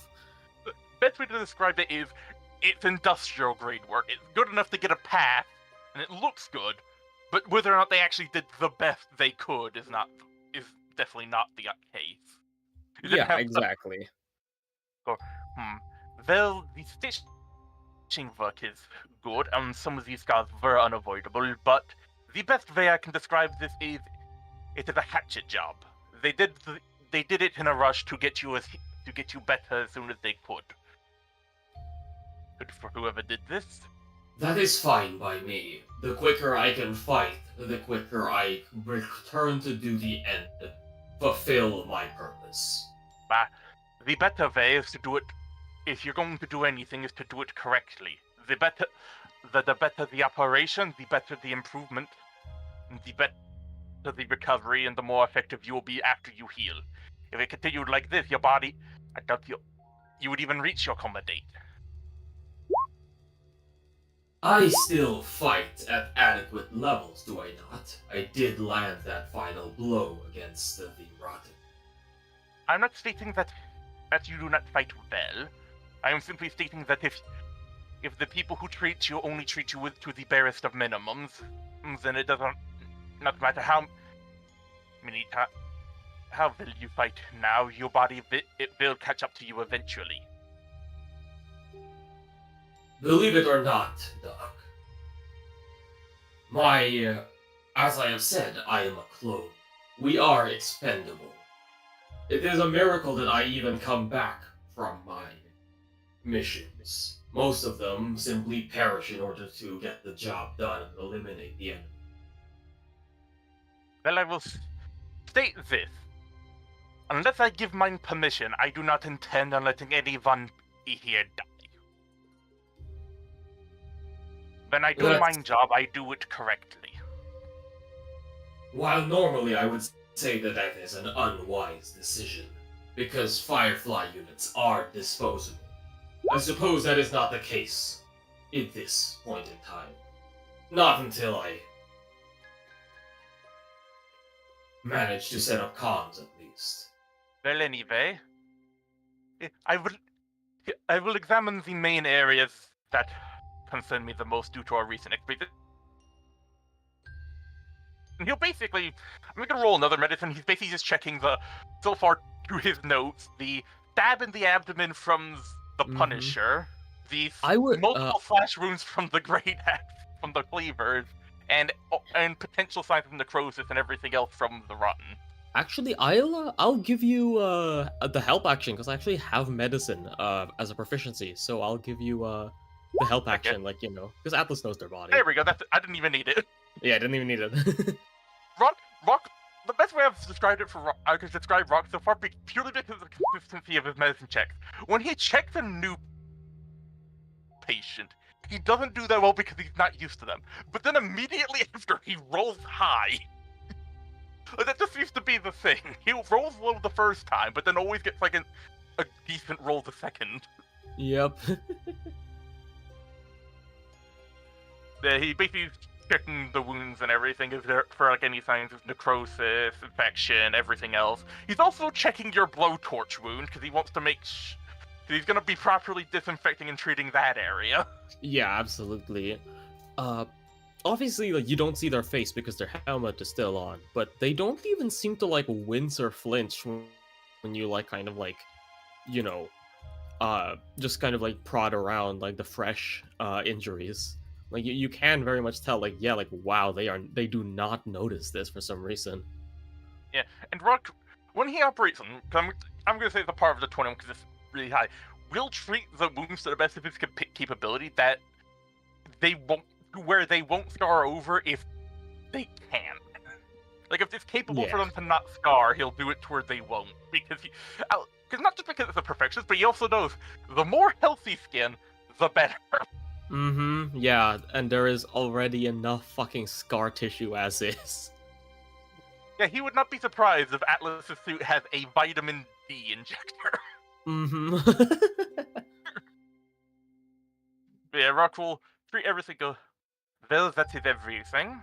I will prescribe you these to see if there's any improvement in thine receptors, as whilst you do not experience pain from your experience, I would recommend the potential to at least notice it for even if you do not feel it, injuries are not good. The pain is a receptor to let you know you've been harmed, and need to get yourself checked. Just like fear is an instinct to keep one alive. I You appreciate it. Yeah, and it'll basically give you some medication used for like treating nerve damage and stuff to help like, potentially rekindle that. And to go, now then, I cannot, as agreed, I will not check thine facial regions, so I will leave you with this. And he'll give them a to-do list of checking the eye, for any signs of blood vessels or anything else, seeing if there are other red, any bags under the eyes and everything else. The texture of the cheek and everything, and tissue to make this for any signs of bruising, damage, or anything else, etc., etc. Also, like, you also supply her with a cloth and disinfectant to wipe their face with, for any, because they did get gases of poison from God knows what in the Yeah. and go, this will be for your own time. Or it can be now, and I will leave the room. They will, you know, they'll take it and like just kind of like nod and like kind of say like, you know, just kind of indicate that like, yeah, I'll take care of it now. If you could just, you know, like leave, that would be appreciated. Otherwise, outside of the recent injuries which have been treated on thine in numerous scars, you seem to be in proper conditioning. Guys, we lost Bard. He's You back. back?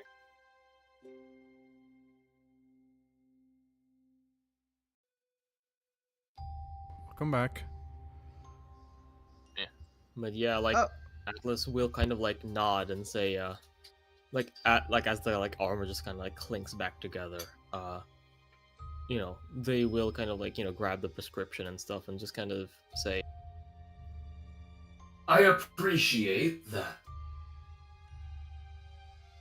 You will not be disclosing any form of my identity to My the patient's rest of personal lives are not of mine concern, only their health. Good. I hope from now on, if you ever receive an injury, rather than torching thine shoulders, you will come to me and let me treat it properly in the future. I will consider it. they say as they just kind of, you know, walk away. Yeah, well, Rock would walk out the room first to let them do their thing as he goes off to go do his stuff. Rock Yeah. got all his kit with him. He basically just, like, I imagine Rock has like those big bags with the handle that like have the clips on the side that fold open. It has like the racks with the vials and everything else in it. Mm-hmm. And he'll just Yeah. kind of just head out, leaving Atlas to their stuff because he can leave that. Actually, he won't leave. He will stand outside the door. He's not eavesdropping. He's making sure nobody walks by while he's gone.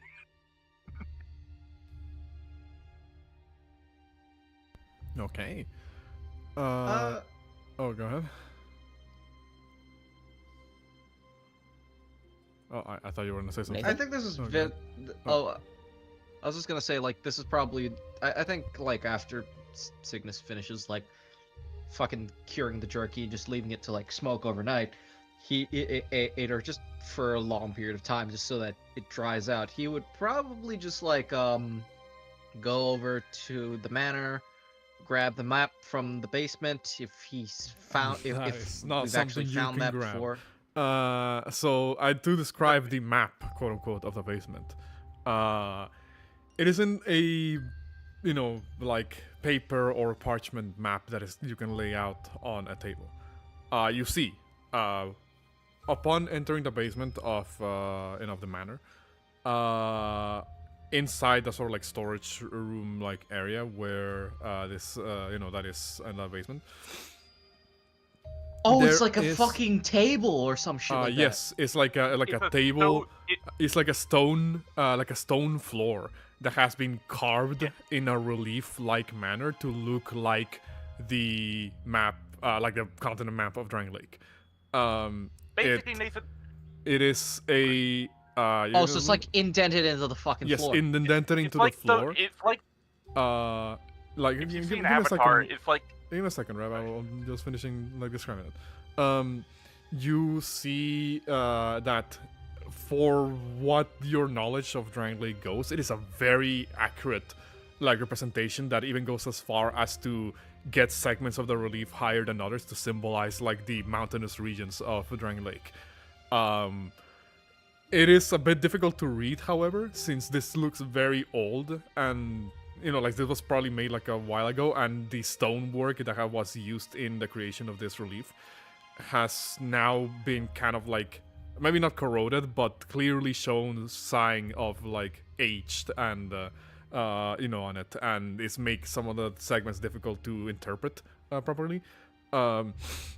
What's it called? You identify that there's letters, carved into it to signify like different like regions and names of places as well, but you're not 100% sure if these are even accurate anymore, considering this place looks very old.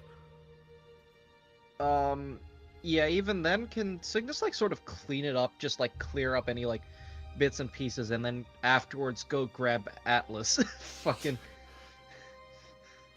I'll say, for convenience sake, because Bard also typed in the chat, both Signis and Ace would be able to find Atlas around roughly the same time.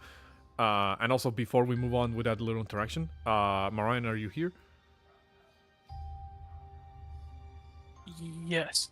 I was gonna ask because I haven't seen you type in the chat in a while, so I was just wondering if Shieldbearer was doing anything specific.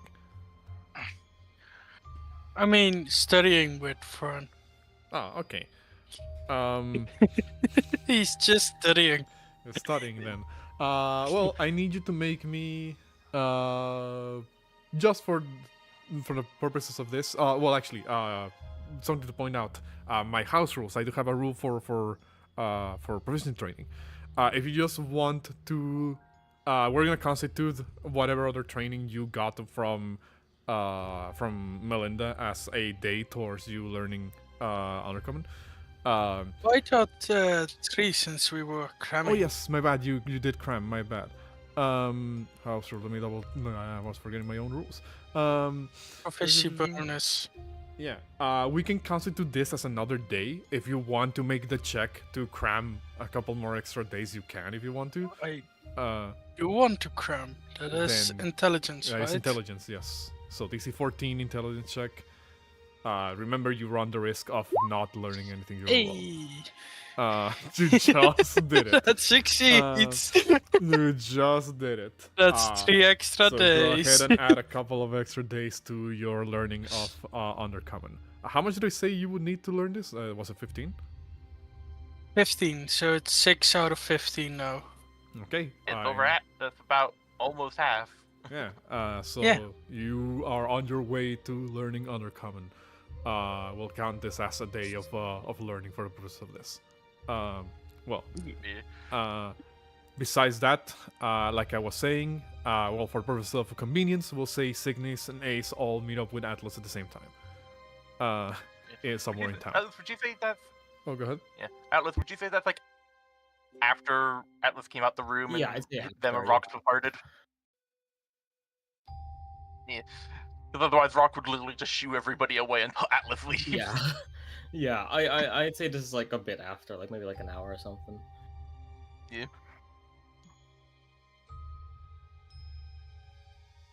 Yeah, they just kind of see Atlas. Just walking the perimeter. Uh, I think Signis will like notice Ace and just say, "Hey, oh, you have something to ask of Atlas as well? I was hoping to get them their opinion on the map down underneath the ruined manor, just so that we had something to work off of. I could fill in the gaps, I could fill in the gaps and incorrect knowledge using my own understanding of Drangleic. Then, that's sort of the plan that I had." This was to Ace, by the way.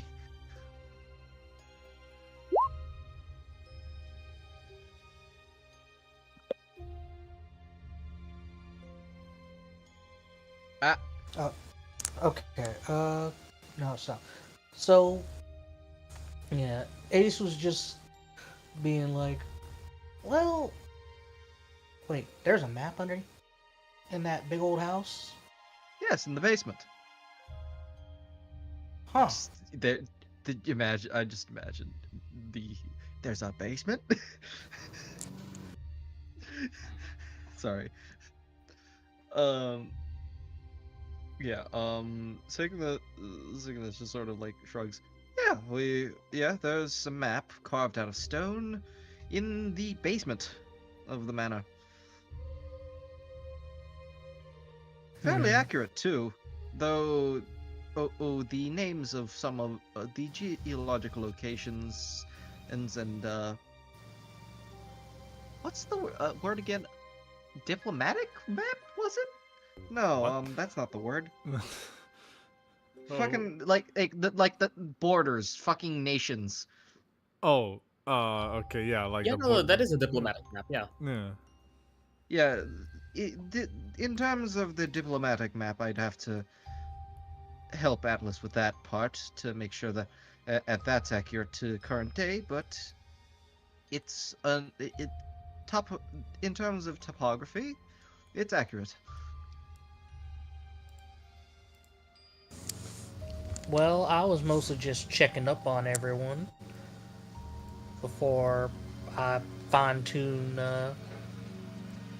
this old thunderbow here.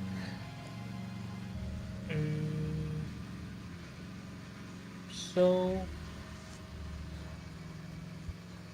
I think Signis Actually, at this yeah. point. I think Signis at this point's also like waving Ace to like follow as he walks up to fucking Atlas. all right.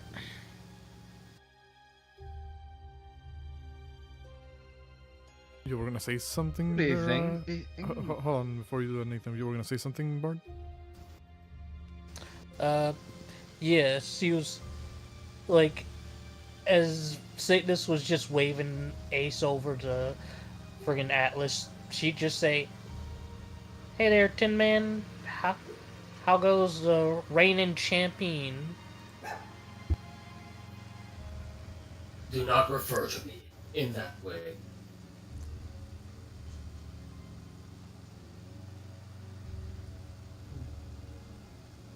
Did you two have a fight? Something I said? Quite the opposite.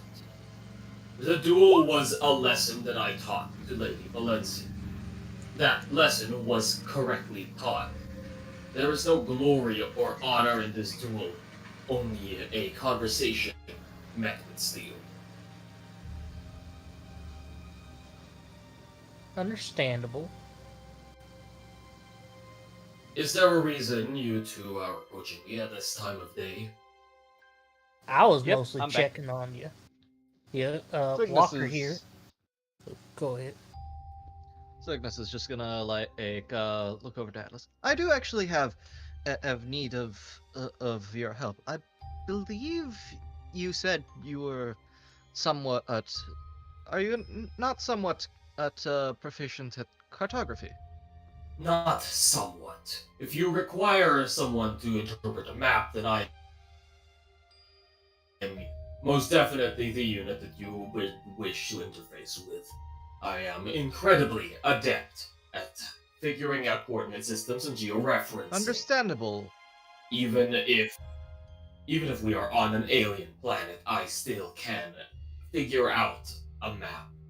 Even if it isn't up to Glomoth standards. If possible, well, could you follow me? Very You well. can tag along too, Ace, if you wish. Sure, I'd like to see this little secret map of the. Signis would just like lead them over to the manor, fucking lead them down into the basement. Just like you just, I imagine like he's humming something. Ace doesn't know what it is, but like, Atlas is like, wait, is that fucking pure imagination? Actually, there is one big thing that I forgot to describe about the map. Very important, actually. There is one thing that kind of takes you back, Signis. And probably be important enough for you to bring it up retroactively. This was on me for not describing this earlier.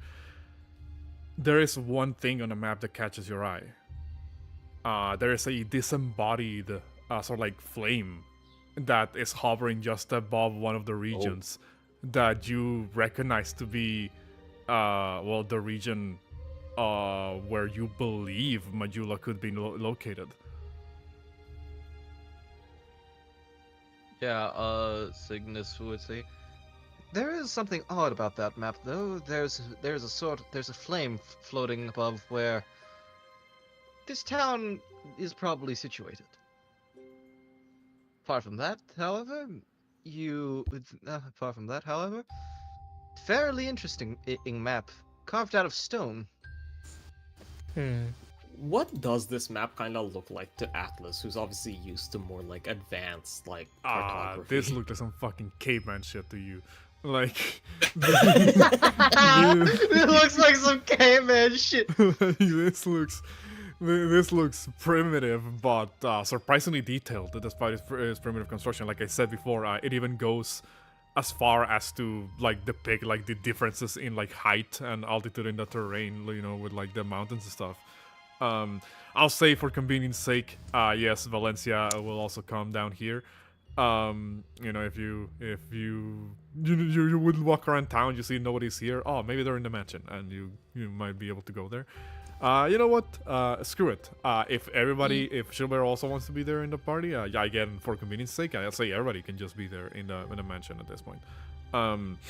What's it called? Yeah, I guess we will just come in at like separate times. Yeah. Yeah. I think like you guys probably come in like midway through. It's just Signis and Atlas like fucking leaning over this like stone map. Signis like I think Signis is like the better drawer of the two, right? Yes, definitely. Yeah, Ace Signis also is kind like of fucking draws this in the map, in a journal. like Signis is like fucking sketching out like the map, like detail, like every single tiny fucking detail on that like stone map. Yeah, Just, I like, think into- Atlas would onto a piece of mainly be, paper.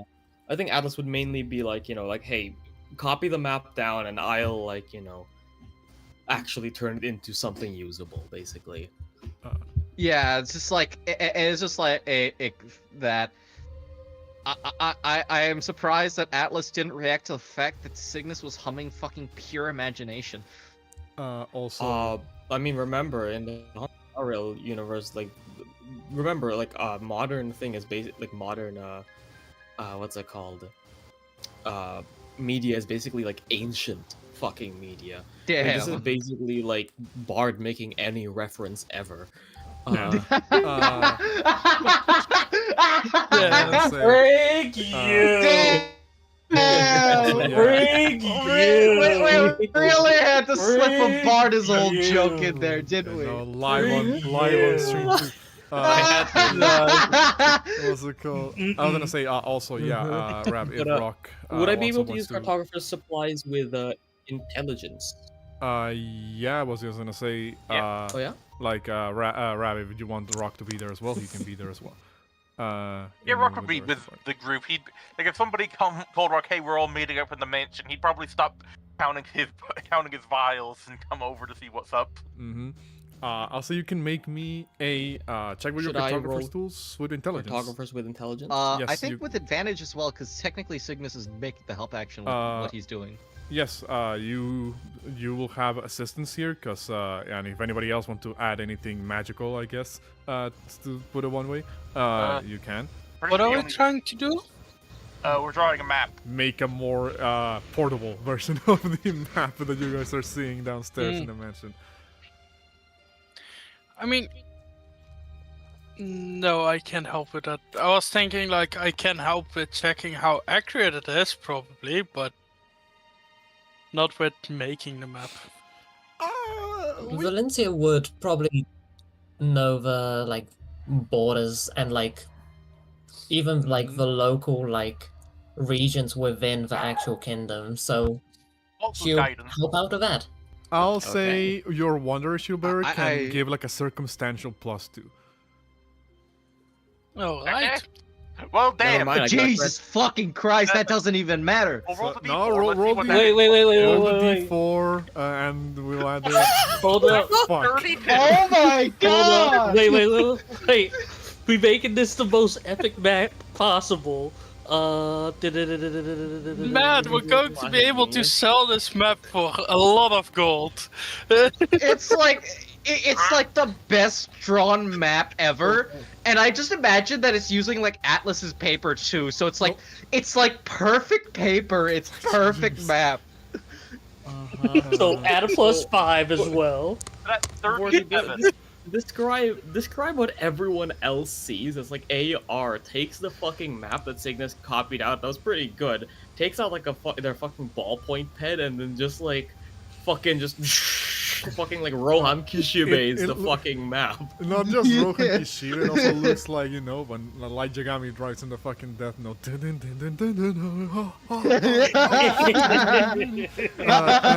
Exactly. You all see as Atlas begins to just draw this map.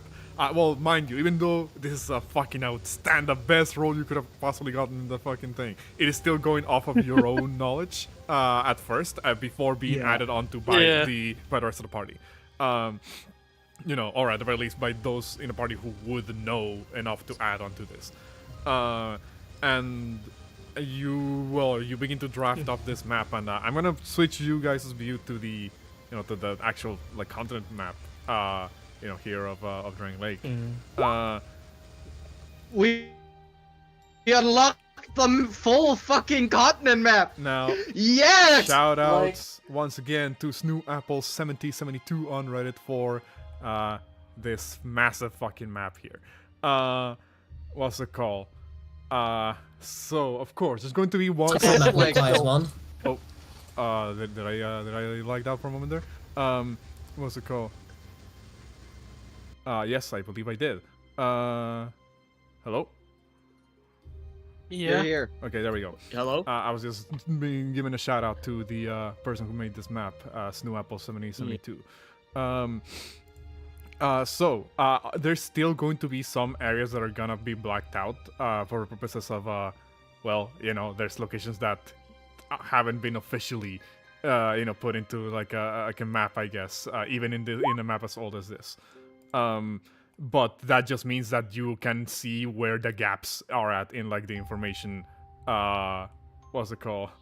Like the information, that you have. So I'm going to start revealing things. It might take me a moment to reveal everything in a way that doesn't like immediately spoil other locations that I don't want y'all to see just yet. Toodle trying to corner.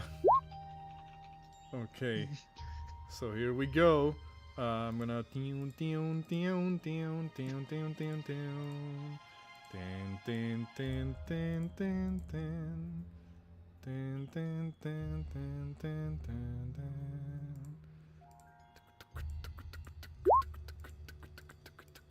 Never fucking mind. It's an okay dragon. Yeah. Signis Slightly just, like, better looks at dragon. it. Not my best work. You have Valencia's reference.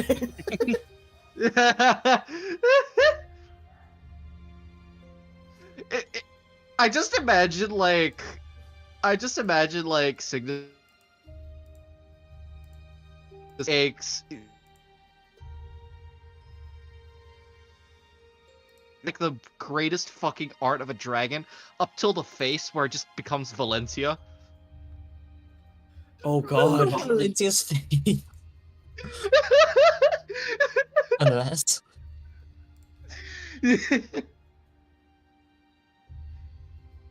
Hold Dude, on, it's I'm just- still mapping out what you guys. Like it's not that he like drew it badly. It's just that he got distracted and drew Valencia's face instead of the dragon head. Yes. Hold Yes. on, I can't see. The audience can't see what you're. Oh, there we go.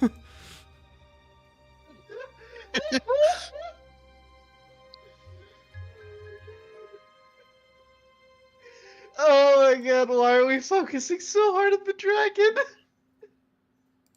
Because Valencia requested it, Yeah. and you'll go along with her shenanigans for some reason. To be fair, Signis just like saw like the shitty art and was like, not happening. And then somehow managed to draw something even more horrifying. I imagine the map that Atlas drew is, it's like one of those like military ones, which like states like all the height maps and everything. Oh yeah, no, no, it's a fucking yeah, it's a fucking like I mean- military map with like with like elevations and shit. And there's a dragon doodle in the corner. This is like a key, right? Like Atlas writes like a key of like different symbols and stuff, so like we can like use that without having to like label everything shorthand. But even then, like there's just a There's fucking just dragon. a dragon with Valencia's face in the corner.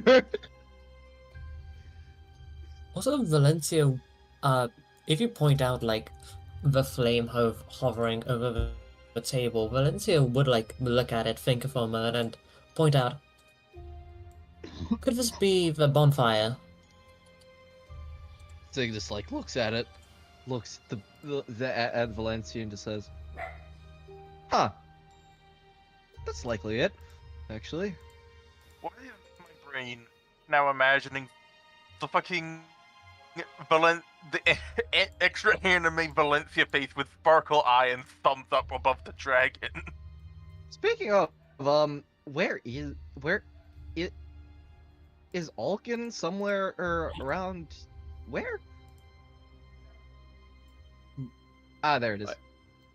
Wait, no, that's Drangleic. Vorti, are No, you talking? Because we can't. No. Sorry, I'm been focusing on revealing the thing in such a way that you guys don't see certain stuff yet. I've lost him. He's Oaken dead. because of the magma, and He's dead Oh, again. did I? Oh my god. I don't know why my shit's still cutting out. So I guess it's been my internet this whole time. It's not really my mic. That's been like messing Yeah, I up. think it is. I think it has Um, to be. Yeah, no. We're back now, though. I was saying now that I haven't been talking because I've been focusing revealing the area in such a way that you guys don't see what the fuck's happening. Okay. yeah. Okay. What's it called? Yeah. So give me a second. What Yeah, was something basically, asked of me? If you look in the, he's asking if the Iron Keeper where Alcon was, but we pointed out is the Iron Keeper. Because Nathan, if you look in the Discord in the Dark Souls 2 word world where we have the map, just flip it upside down. At the moment, Yeah. and you'll see where stuff Wait, is. is that is this actually Alkin up here? Yeah, because the Iron Keep and Broom Yeah. Tower are in Alkins. Oh yeah. So And okay, cause this is Illuminous. Because I just realized Vorti and I discussed this. Signis started here. He walked. He got all the way down to like I think there. Did you wait? So did you actually rob the city of Alkin, or did you rob the Duke Seldora, or did you rob the Duke of Alkin? I think he robbed them all. He's robbed the Duke of Alkin, but he's also robbed like he's hit like 3 different locations before he got sent. Okay. So yeah, you have Drangleic, you have Alken, and you have Illuminous. Yeah. I think the largest one was Alkin, and Which is it's just See that. the borders drawn out. Yeah. Well- Because from what I remember, Vorti and I discussed this, and Signis's like sort of path was started in Alkin. He ended up here first. he robbed the place, fled, and went No, down the caravan through the shaded woods down to somewhere around here, and then he dropped it off here before he jumps into the river. What's it called? Well, no, I thought we agreed that you started in in Sildora, because that's what you've been saying this whole time. Oh wait, what? Where's Sildora again? Wait, okay, I'm lost. I think I got the names wrong. You probably did. Yeah, because Alkin is very far away. Yeah, no, Eldora is never mind, here. never mind. Yeah, Start Signis started. here. No, The Signis, next yeah, river Signis. would be there. Yeah, so And if you hop in there, yeah, no, but you could wake up here. no, like from what I remember, Signis actually went pretty far fucking down south. Like, I remember that at Vorti and I talked, and his cache is like somewhere down there near the Great Aqueduct. What the fuck is that pink scribble? What the fuck's going on? I think he was just doing a Nathan. circling of the area. Well, no, your But, cache yeah, is Right a of the red is Alkin. Left is Dirge. Yes, correct. I'm just going to put in the map where you believe you left your. Just- Because I remember Vorti? Cygnus Oh my went god, through my the shaded internet's woods. still fucking we up. agreed. All right. I'll just put in the map where you believe you left your map at. Yeah, It's actually not that. yeah. It's actually not that far away from us. The thing is that it detours heavily Like, from where you guys were originally if- intending to go. Let's see. If we go this way, let's just say we I mean, go from here. Remind me to- again, what was our plan? The plan. Because I thought the plan was getting the money. I thought the plan was to get into the nearest town. Our You plan guys was keep to telling go me to that. the nearest civilization. We're going to their civilization. Yeah. Let's see. We're going to if we fucking Fort Cardinal. Yeah, Alright. so we can either go Fort Cardinal Town, or if we want to pick up Signis's cache, we could go to this town over here. If we go from here, that's about 82 think- miles or so. Oh, I think but the if we- priority should be the town, and then we go to Signis Cash on the way, because, yeah, money is great and all, but, like, money ain't nothing if we can't spend it. Yeah, Yeah. feeding the village is more important.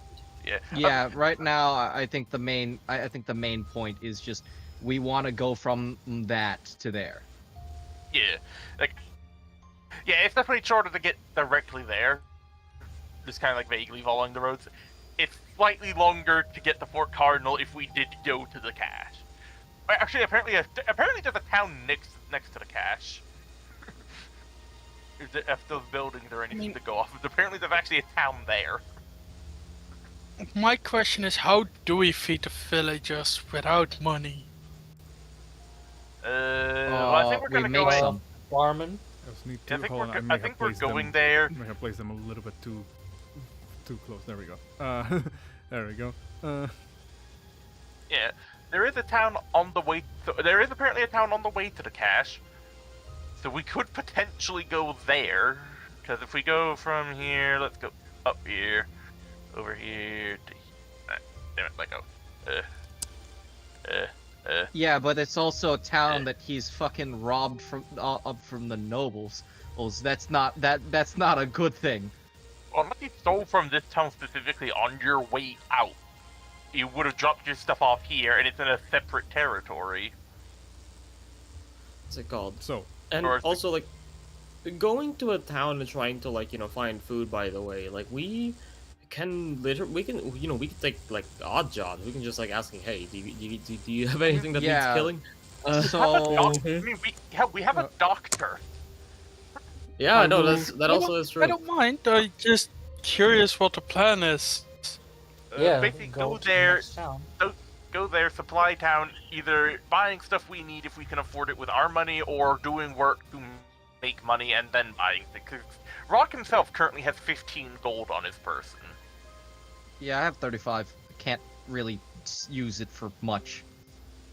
what's it called? So, things to add on to the knowledge that you guys have already acquired, just to add on to the things that those of you who have been in Drangleic for a while would know already, now that you have a clearer picture of where your literal place in the world is at. You would know, those of you again who have like any degree of like major knowledge of Drangleic, that Fort Cardinal is both the name of the town and of a massive military fort of Drangleic's forces that is erected to protect the western shores of Drangleic. The fort is almost as big as the town itself, and encompasses like a good couple of miles of the, of the western shores of Drangleic. What's it called? The way up Old Aquilare that leads to the to Great Aqueduct is, while still kind of fairly well transitioned, I guess, like, not transitioned. What's the word I'm looking for? That is Traversed. Traversed. My bad. Yes, very well traversed. It is doesn't have as much of an established like military fort or forces there. What's it called? There is like guard outposts and garrisons and stuff throughout the entire length of the throughout the certain segments of the road up Old Aquilare.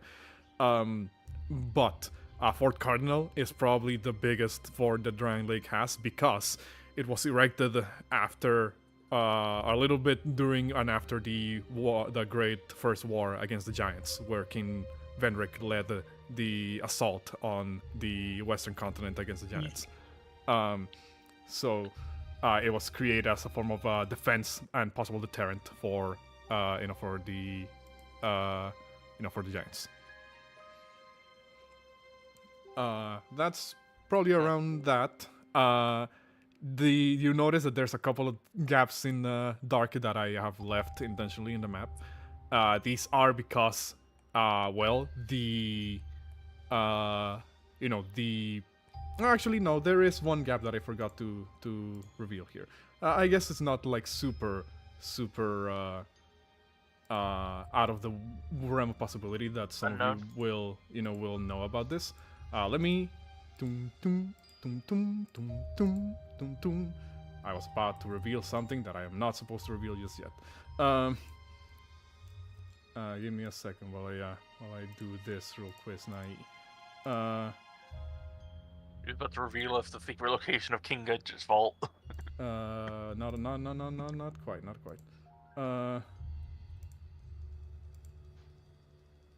Here we go.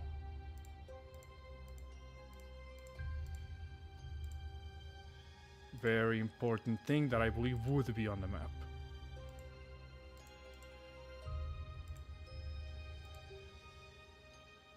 That's it. That's about it. Oh yeah, I think that. There you go. I think that's what happened. It was what's it called? Tesseldora, then to Aldia's, and then south. Well, you passed by in front of Aldia's. You didn't really go in. Yeah. Obviously. Yeah. But yeah. What's it called? Yeah. But yeah.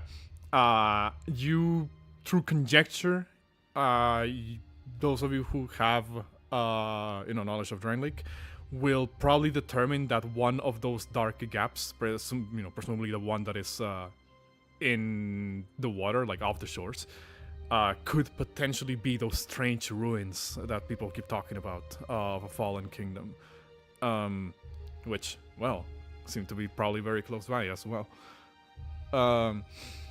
So, with that knowledge in mind, what will you guys do now? Also, Nathan, lunch break? I mean, we can probably take like a 5-minute break, I guess, if people want to. Yeah, I mean, we can't want to, yeah. In terms of town, if we do want money and supplies, like, just for supplying the town and just getting some stuff set up, I will say the Fort Cardinal town makes the most sense, because if it's next to one of the biggest fort areas of the kingdom, it makes sense that this town would have a lot more stuff because it's of high importance. Whereas the town by Signis' cache, they might have like a little bit of stuff, but it mainly to be getting to money. Nate, how long do you think you need? I imagine we'll be ending soon, won't we? An Uh, hour. I'm just reheating some food. Yeah, I'll I eat don't know. here while I'll eat like right in front of the computer when it comes to it. That's fine. That's just I just Well, need like the 5 minutes. That's Technically, fine. our usual end time will be 5 minutes from now, but we did start pretty late. So I'm leaving it up to y'all if y'all want to end at the regular end time, or we just go like the extra hour. Considering. I think going the extra hour to just get the plan. Yeah, because like, we did a lot of RP. I feel like it's good Yes. to get to the next area so we are set in the Yeah, next let's- area. And don't end up doing a lot of RP. RP's fun, We but we've really not haven't moved done jack shit. in a while. Because We've done the legendary we've- jack shit. so yeah, I would say do a quick 5-minute break and then go for the extra hour. Okay. Sounds good. I mean, if people are down for that, we can do that.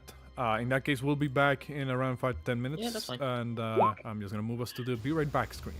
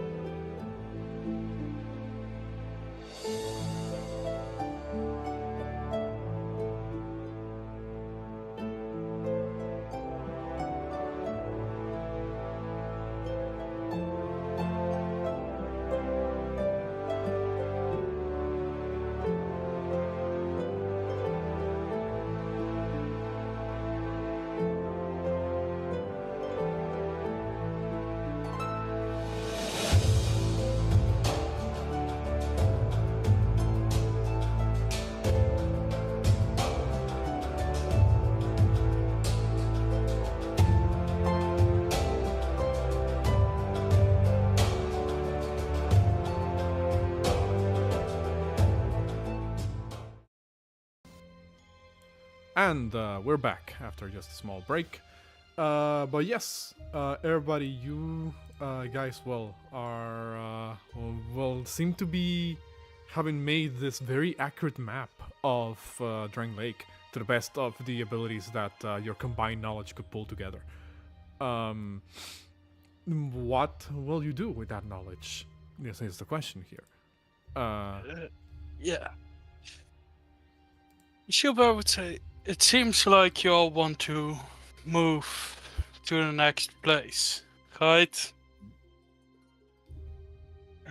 Yes, I believe it would be best if we head to Fort Cardinal to set up to get some supplies, and maybe down the line we can set up a proper supply line as well.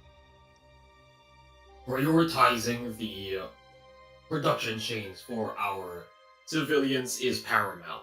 Also, I am hoping that we will be able to recruit some sort of vague militia to protect it while we are gone.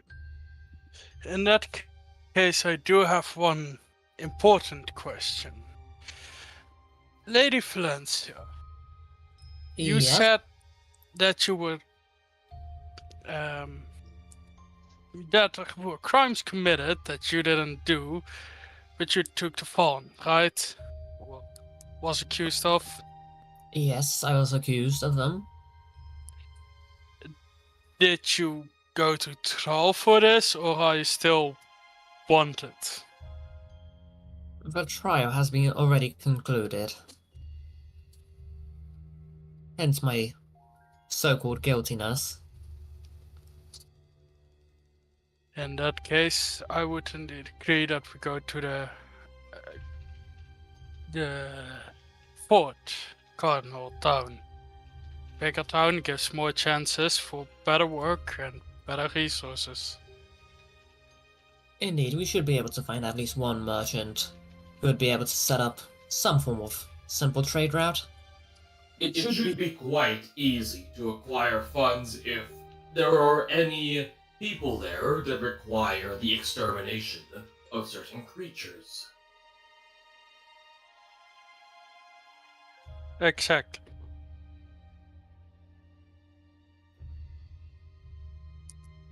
In that case, shall we head out at dawn tomorrow morning? I would think Atlas that's. asks not knowing about the fucking duel that's apparently happening. I think that is the smartest move. It takes about a day travel, so we go at dawn. I can show us some shortcuts, and then we can be there at night. Signis is just gonna look at like Ace and Valencia is just gonna say, You're gonna have to postpone that in lieu of more important things. I'm not postponing anything. Signis just like fucking looks. What did you do? looks down. It's like, I am very confused. What is happening? they challenged each other to another duel. Why? Ace challenged That's me to a exactly duel. my point. If you have your questions, ask them to Ace, not me. Atlas like swivels around and You're not even a knight.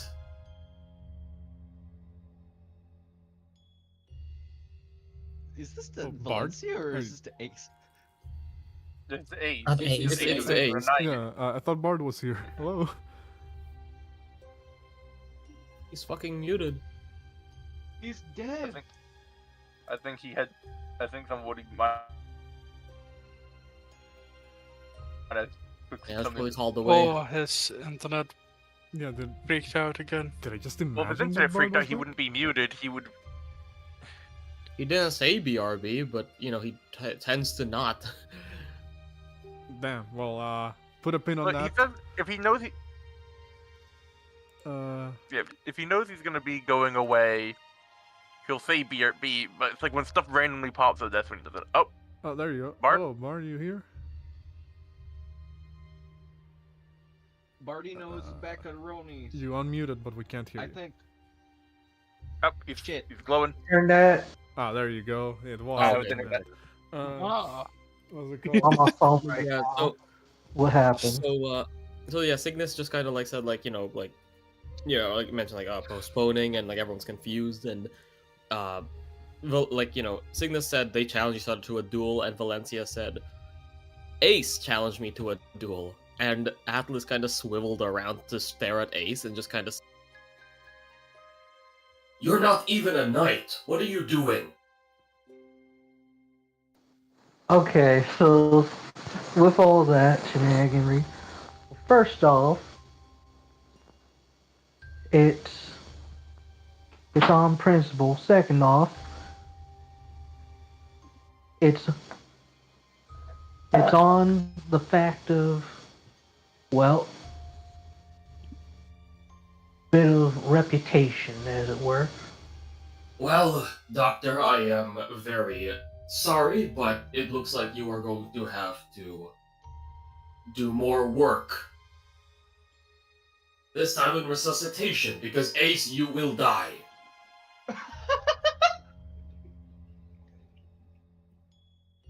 they say it like not even in like an aggressive like like challenging way. They say it in almost like a concerned tone. Like, Also, but you'll die. in response to Atlas, Rock would sigh, and it's clear just by his expression and the depth of the sigh. He's like, for once, can't these people not be the Shrek of Donkey? Can you not be yourself for 5 minutes? Because so far in his time of knowing everyone has been injured for some reason, for something they've done. It's like, can once we go through and do something and someone not get stabbed? Here's the thing, I don't think Signis has. Like, he's the only one, and he plays it off like the straight man he is. I'm just communicating with everyone. Everyone's been in some fight. Cause, like, literally, so far we've had our initial encounter, arriving in the town, going into the pit, dealing with the pit, coming out of the pit, then a duel with Atlas and Valencia. There has not been a single day where we've not fought. But something, he's like, for once, can we go have one day where no one gets injured? Cause like, he doesn't mind healing people, but damn if it doesn't get annoying having to do it every day. Don't count folks out just yet. Yeah. Also, so Doc. Please at least postpone it until after we leave for the town and come back, because right now we've got a few stakes in the we've got a few stakes weighing on us right now, considering that we need to keep the Or town we fed. could make money off of a betting pool that you set up in Port Cardinal. Actually, that would work. You just Excellent. like Signis, just like the 180 fucking turn. Just like Yeah. that would work. I have Is it like he gets like animation cancelled? Rock would raise his hand and would say, I have a potential challenge you two could engage in that will not require me having to give someone stitches. Valencia, If we'll be in Fort Cardinal, there will be plenty of medical facilities. I'm sure That is- Ace will survive. That is not my point. I would like one day where I do not have to patch somebody back together. Even I We'll get one tired of... day. I'm sure the betting pool can pay for Ace's can pay for a doctor to look after Ace. Well, my idea was, since you are confident in thine horse riding skills, and that, Ace, you come from a place where you ride horses, yes? Yeah. Why not have a horse racing competition? Ace looks at Valencia, looks back at Rock. Already challenged her, and also, It does not have to. It doesn't cancel out the challenge. It's still a challenge. It's just a challenge that does not involve somebody getting injured. I believe you're Signis, missing a specific detail here. This little vagrant is too porter for the horse. Is this Signis true? just like slowly fucking face palms. I But that I depends on do the... hope to get a horse. Also, you egotistical iguana. Unless seems the doctor's worried about your bill of health, aside from me bruising your ego. That is called a psychiatrist. And I do not believe that her ego can be bruised much more than... Well, I believe I should not say that. However, I am still adamant that you might die. Depends on the rules of the duel, really. Depends on if our Lady Knight has learned that holding back is completely futile. And we have learned our lesson, have we not? Valencia gives Atlas a smirk.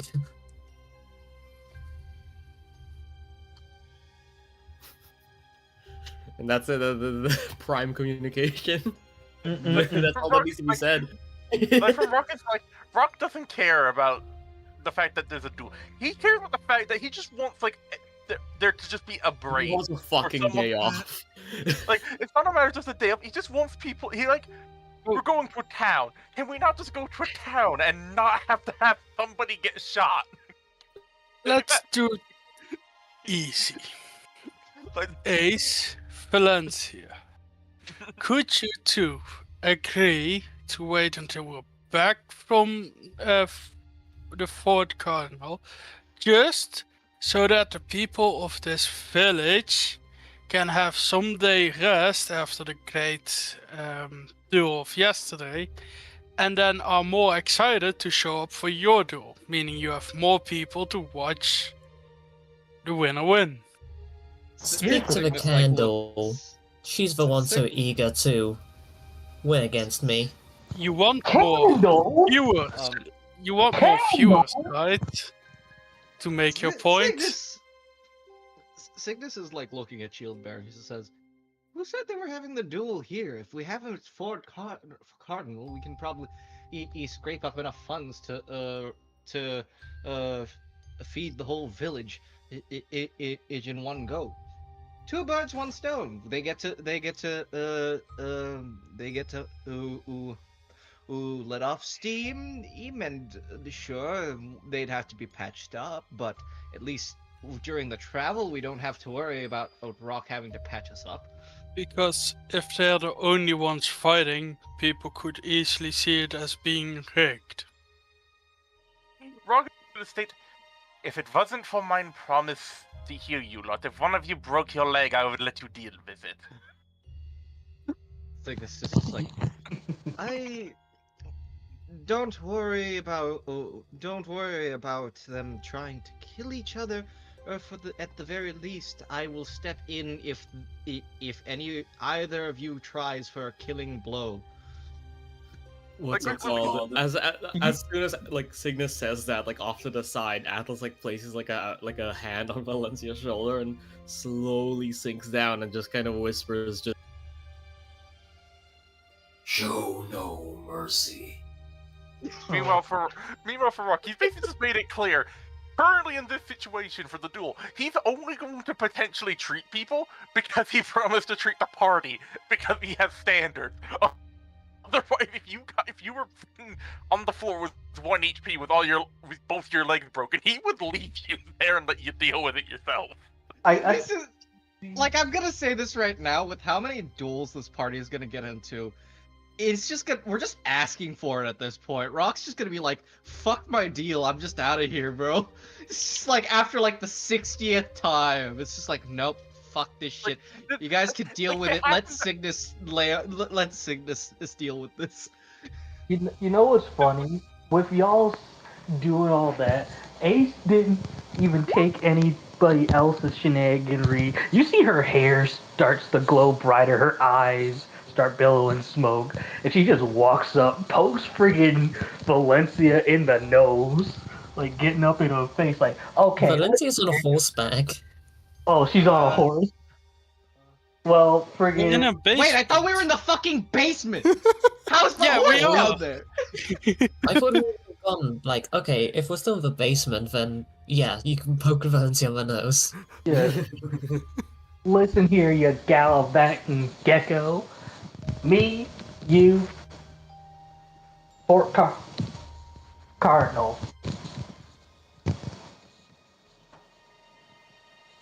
Is this not the time where the Phantom Thief tells you to kiss? Or are you past that immaturity now? Signis just like looks at Atlas. It's just like, no, that joke was specifically meant for between you, and Valencia.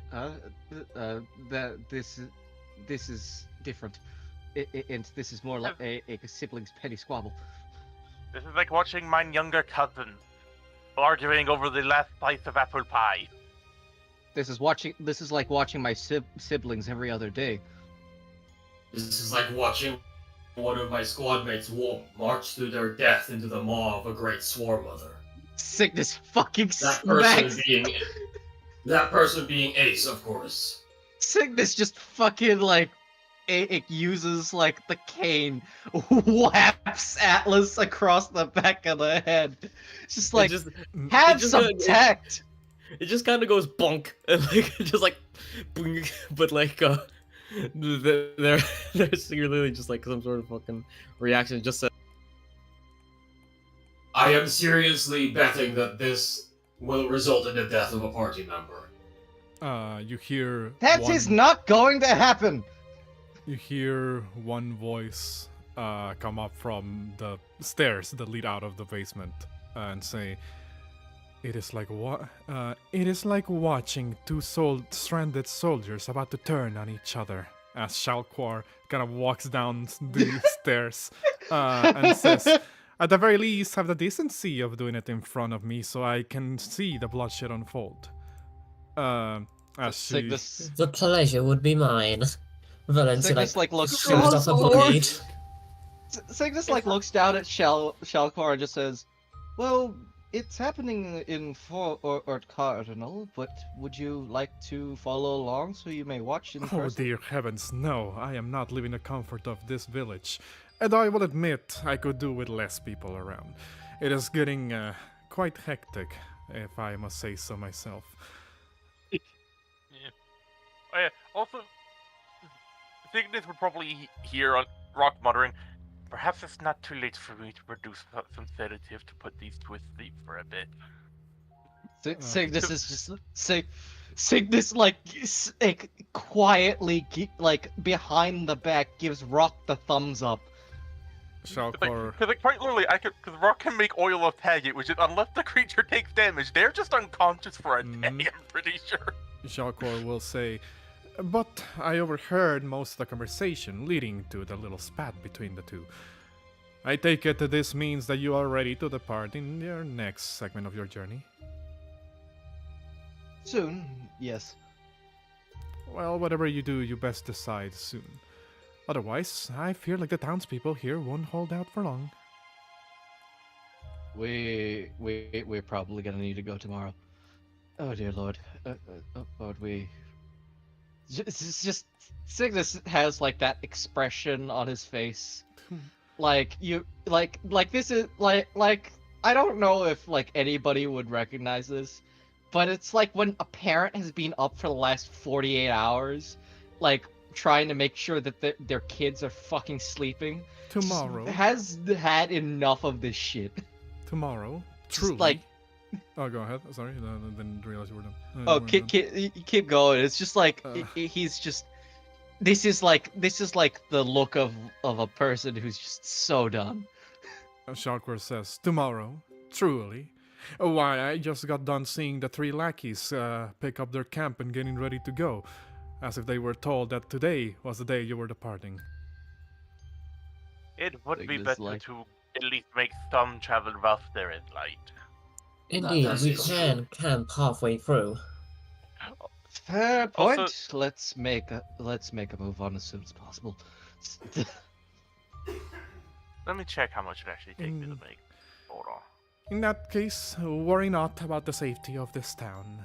myself and the Emerald Herald shall keep an eye out on the place, so to speak. That is Thank truly a relief Oh. for my soul. Thank you. That's good. Why, that was easy. You entrust the town, the security of a town, to a cat and a hermit. It's not like we have Well, much choice, do we? And one Considering- would be imprudent to be in underestimate. One would be imprudent to underestimate the ability of the wisdom of a feline as well as a mammal keeper. Signis is just gonna look down at little Shalquar and just say, considering you and the Emerald Herald have managed to stay here and be relatively unscathed, unharmed, and generally unbothered, I'd assume that you know how to take care of yourselves. After all, despite this place being abandoned, you should probably run into your own set of problems.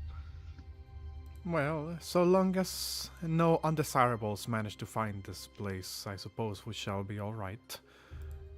The girl, on the other hand, is, well, strange even by my own standards. But, so I cannot speak for her, but I know very much how to take care of myself.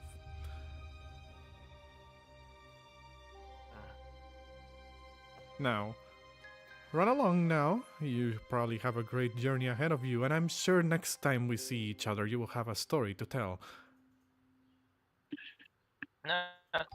Honest question: how many days would it take us to get to Almost the... 2 days to town? get to Fort Cardinal. Okay, then I can. Let us quickly pack our things and begin moving. I need to go grab that jerky. Speaking of, does anybody want some jerky rations? I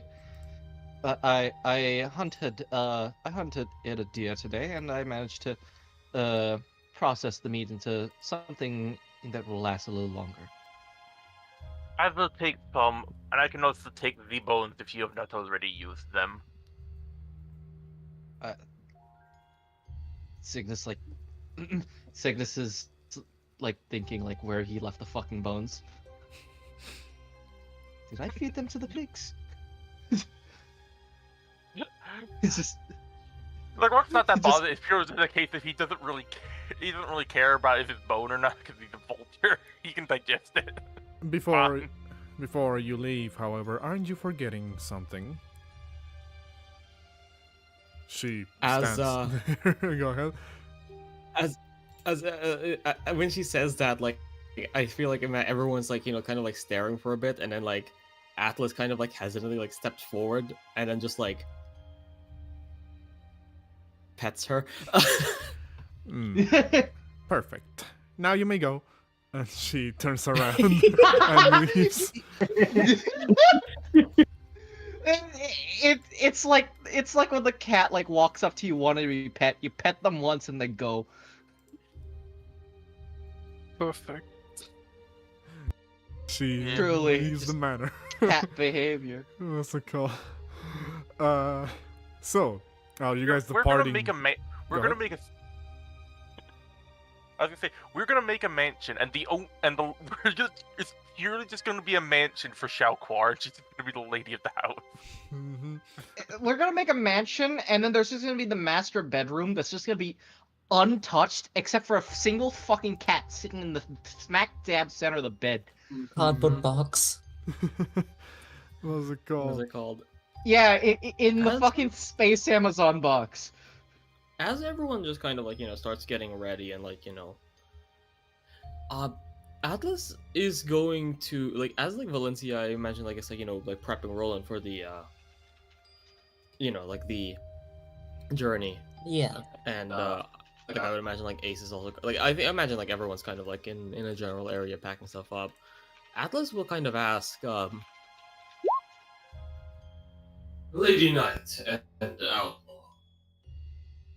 you two seem very adept and familiar with certain wildlife.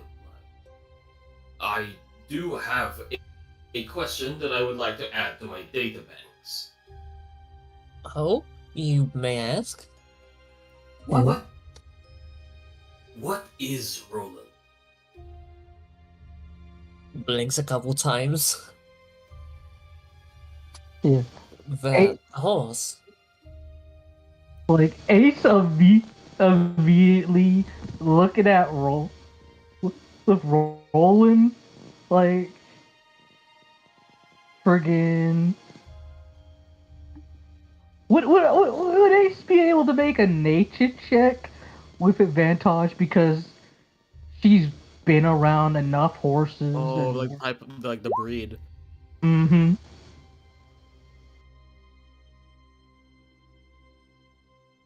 I guess make me like nature check with advantage? Question mark. Awesome. Okay. Nature check. 22. Well, shit. I mean, I don't know if if you, Kathy, have thought that far ahead on what type of breed, like, Roland is. So, like I have no idea. Like, um, like Roland's a warhorse, right? like yeah. I'd say that they're probably an Arabian. Well, they wouldn't be called an Arabian, obviously, but like, you know, in terms of like build, I would imagine they are kind of an Arabian because they're warhorse. Those are the It expensive is ones. the in Red Dead. Arabian, Andalusian, and Yes. Thoroughbred. Arabian Nights. So, I mean, what name do you believe? Sorry. What name do you believe, Bard, they would use for those types of breeds in wherever, Ace comes from?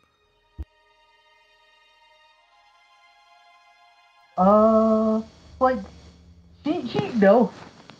Like, she'd know, Roland is like a thoroughbred. Okay. Like, and with like a 22, she just goes on, like, to the fact of how well kept he is, to like, what's probably like the size of his horseshoes, just by looking at his hooves.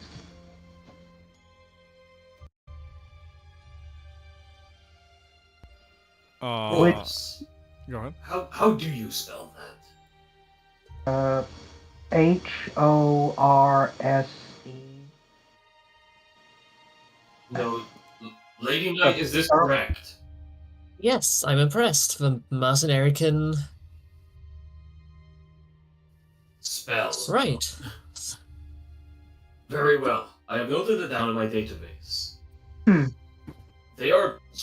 He is a strange creature. I have not come across these creatures in my journeys across different planetary spheres. The closest I have seen is a creature. A strange creature that may prove fantastical. Something of a similar build, less muscular, more lithe, with great antlers that look like tree branches. A deer, they call it.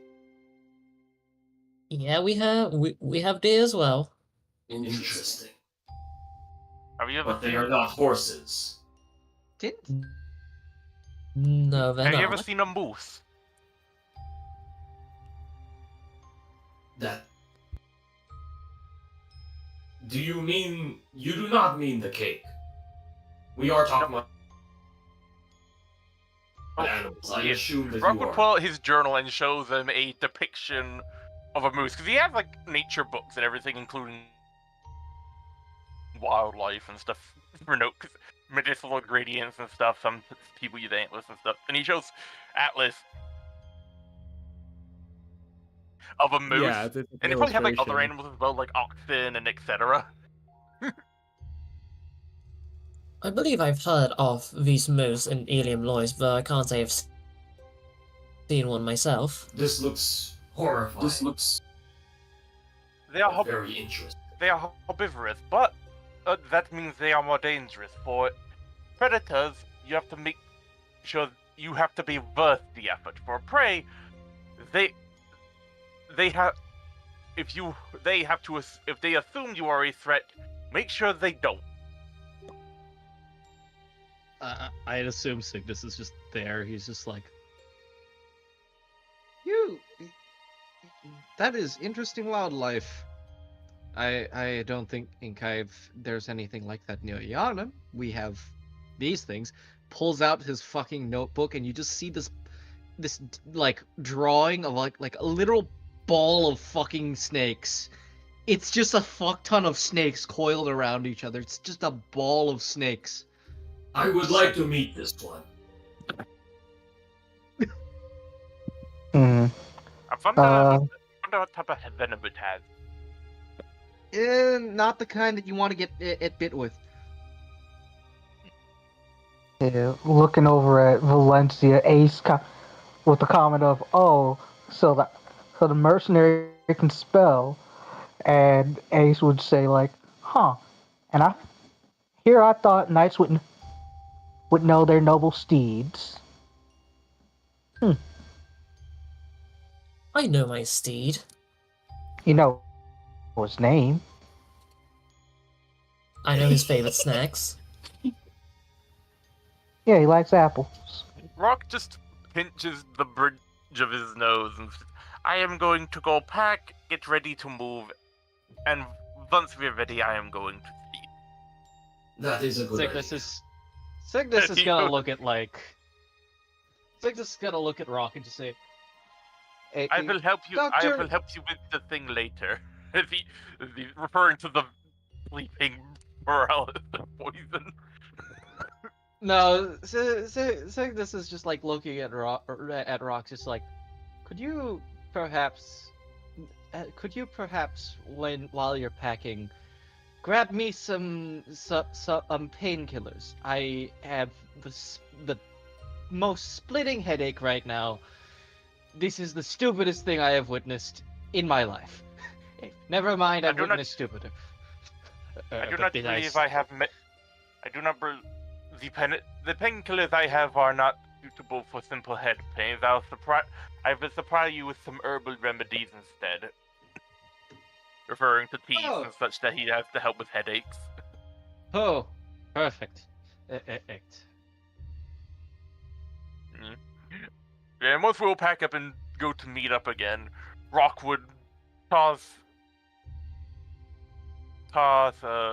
Signis a glass bottle filled with with a lid on the top, sealing it, filled with the best headache curing tea he has infused with dried lemon slices and honey and dried sugared honey and stuff.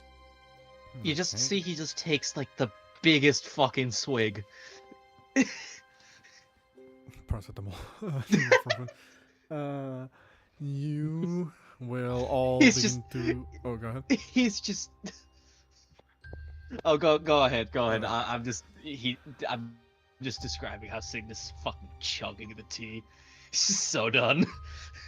I was gonna say, you will all begin to pack up your stuff and get ready to depart. What's it called? As you will begin to gather in the exit, the northern exit out of Majula. There's actually two exits, I guess, that go roughly north-ish. One of them is the one that just kind of goes up the high road, and the other one is what's it called? Is the one that goes into the grove area that leads to the forest.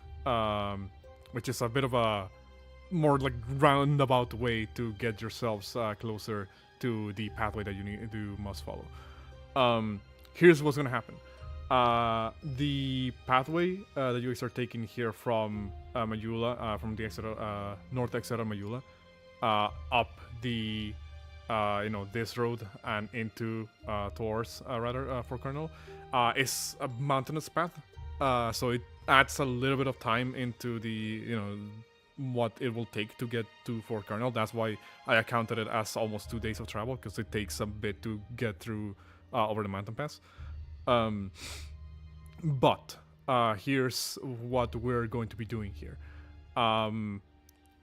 because of the benefits, well, you haven't invested anything into Majula just yet.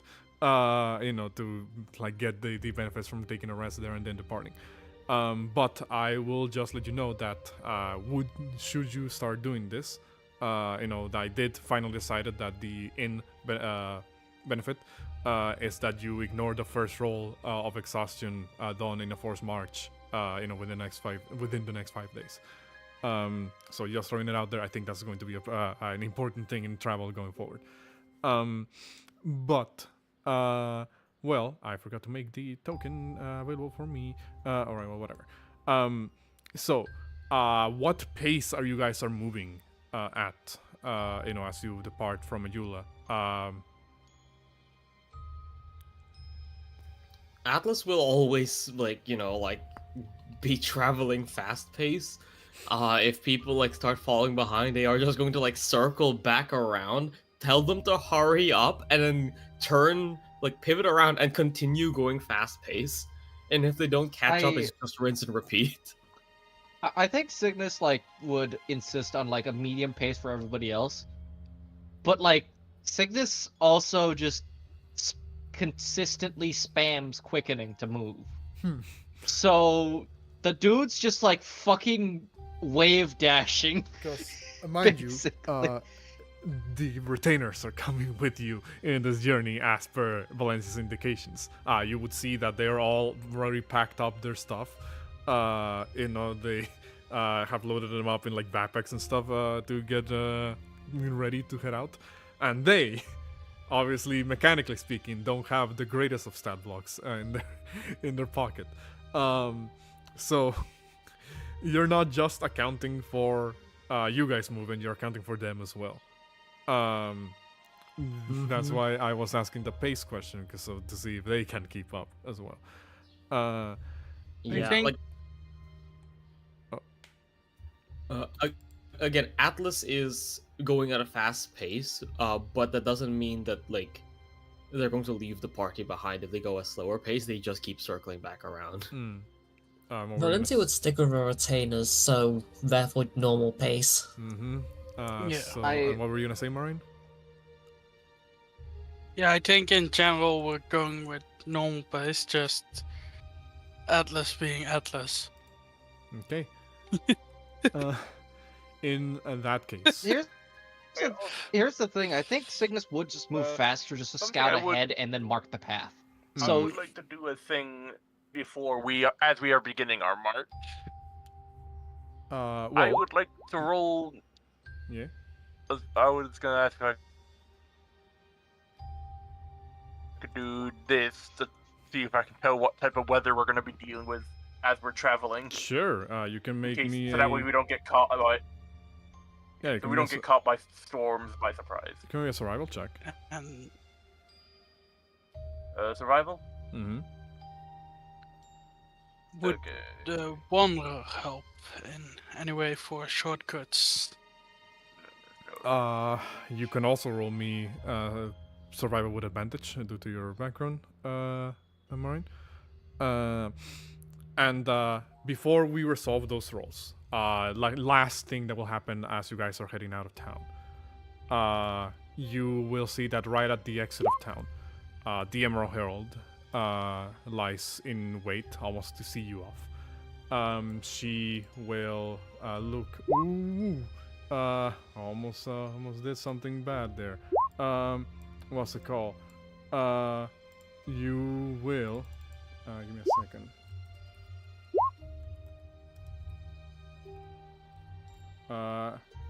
She will look over in your direction and will, stare at you. She says, now you depart into the next step of your journey. I wonder what awaits you out there. Will you be returning anytime soon? Probably, seeing as we are going to grab supplies for the village. I believe Indeed. I believe we shall not be longer than a week at most. Does that sound reasonable? I It suppose will it be about does. 2 days march to get there. I suppose it does sound reasonable. Though, of course, you can never account for what may happen once you arrive. Whatever the case, however. Yes. I shall wait for you here once again. And to just give you a bit of additional guidance before you depart. Beyond the path of the fort and the town that you are choosing as your next destination lies the road to Drangleic Castle. If for whatever reason your journeys take you beyond the next town, I pray that you will be welcome to stand in front of the people of the capital. Although I would advise against those who would take this opportunity, this time of uncertainty in Drangleic for their benefit. Do not let the efforts that you've amassed so far be squandered. I don't know why my brain's immediate thought was, don't take advantage of the chaos in Drangleic. Side-eye Signis. Signis is just like looking like, it's fine. Like, I don't know. Like, that was just my immediate thought. Yeah. To be fair, like Signis would absolutely fucking take advantage of it. Valencia got accused of money laundering. Signis would just do so. Signis's pastime is tax evasion. Mm-hmm. Uh-huh. What's it I'm called? kidding, but yeah.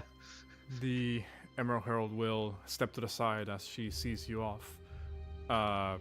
She again doesn't really portray a lot of emotion in her face, but you can kind of tell in her eyes that well, she meant what she was saying for your efforts to be successful out there. Well, in her eyes, her eye singular, because the other one is covered perpetually by her hair. What's it called? So with that out of the way, one last thing before we wrap up here. A roll that I will need one of yous to do. Me? And a d20. But before that, I'm gonna resolve these arrival checks. Dr. Rock. Dibs. Dr. Rock, you will. I said Well, no, me. yeah, Mariah said dibs. What's it called? Dr. Rock. There's going to be a clear weather. Not a cloud in sight. There doesn't seem to be going to be any problems for you. Shieldbearer. You, as far as shortcuts go, I'll say you managed to cut like roughly like an hour or so worth of travel from your movement. So what otherwise would be a very slow movement from through the mountain pass here that you're assuming you guys are taking the I guess I'm going off the assumption you guys are taking the main road and not the side road here. Where that cuts through the grove. Is that correct? Or Yeah, I'm trying to go as fast as possible. Okay. Yeah. In that case, I imagine if we can, we're trying to get to like this road here. So that way we're on the right. We're just going the straight away. In that case, I will move you guys to a little bit of an art in the splash screen here. Go ahead. What were you gonna say, Murray? Yeah, I think we would just go the fast way possible. Okay. In that case, I'm gonna move you to the art splash screen that I have here.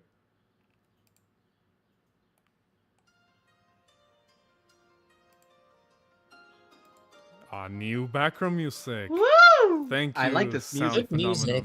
Yeah, I Uh, fucking fuck with this music. It's so sick.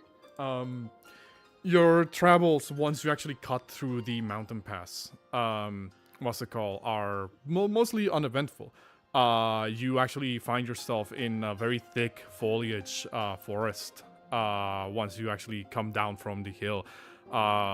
You believe that once you were actually going up the mountain, you saw Fort Cardinal way off in the distance. It is a pretty big place. It's kind of hard to miss from like the higher points of Drangleic. What's it called? Shieldbearer, roll me a d20. This looks like a place where we'd fight a Tibia Mariner. Hopefully it's not fucking Elden Ring. A 14. 14. You will not really run into anything nefarious right away, but you do. To your surprise, it seems this road is not like really traversed at all. It is very narrow, very small. Once you came down from the mountain, like the dirt road that would otherwise be kind of like man-made. Appears to be like covered with overgrowth, and it almost seems like you guys are like the first people to come down this road in maybe months or years, perhaps. The most you would be able to see here, or rather hear, is that it does sound like there's some wild boar, kind of like sounds emanating from the forest. Probably bigger than a regular boar. It sounds like growling almost. It's far away enough. Sounds like lunch. Sounds far away enough from you that you don't believe it is at risk of stepping in your way, so to speak. You would actually have to go out of your way to go look for this noise if you choose to pursue it. I would say, yeah, Silva would just say to the party, should we hunt the food? We could make lots of rations out of it. It would not be difficult. Might as well. Alright, this way. Okay. Two things that I want to quickly. Can Signis scale the trees to one second. just one second, Nathan. What were you gonna say, Katya? One thing, as a side thing, I imagine during this whole travel, Valencia and Ace on opposite sides of the convoy. Mm-hmm. And I imagine we're ending the session, so as we're going to grab the ball or whatever the hell it may be, Valencia will throw the question of talking to Signis. She will mention that. So, Signis, I believe you wanted us to call you Mr. Walker when we're in town? Yes. Right. Could you explain what the whole Jeremiah deal is? You never really elaborated on that. Signis sort of stops and just says, "Not me at the moment." And you think of he just pauses for a second. Think of it like this. Yes, when I'm in black, I am Jeremiah. When I'm in purple, I'm Signis. It's different, but all the same, you can call me Mr. Walker. No? Understood. Okay. What you will see as you divert your course here is two things. One, the sound keeps getting a little bit louder. It doesn't sound entirely animalistic, I guess. In fact, I need everybody to roll me a nature check with advantage to see if you recognize, because you probably have run into one of these before.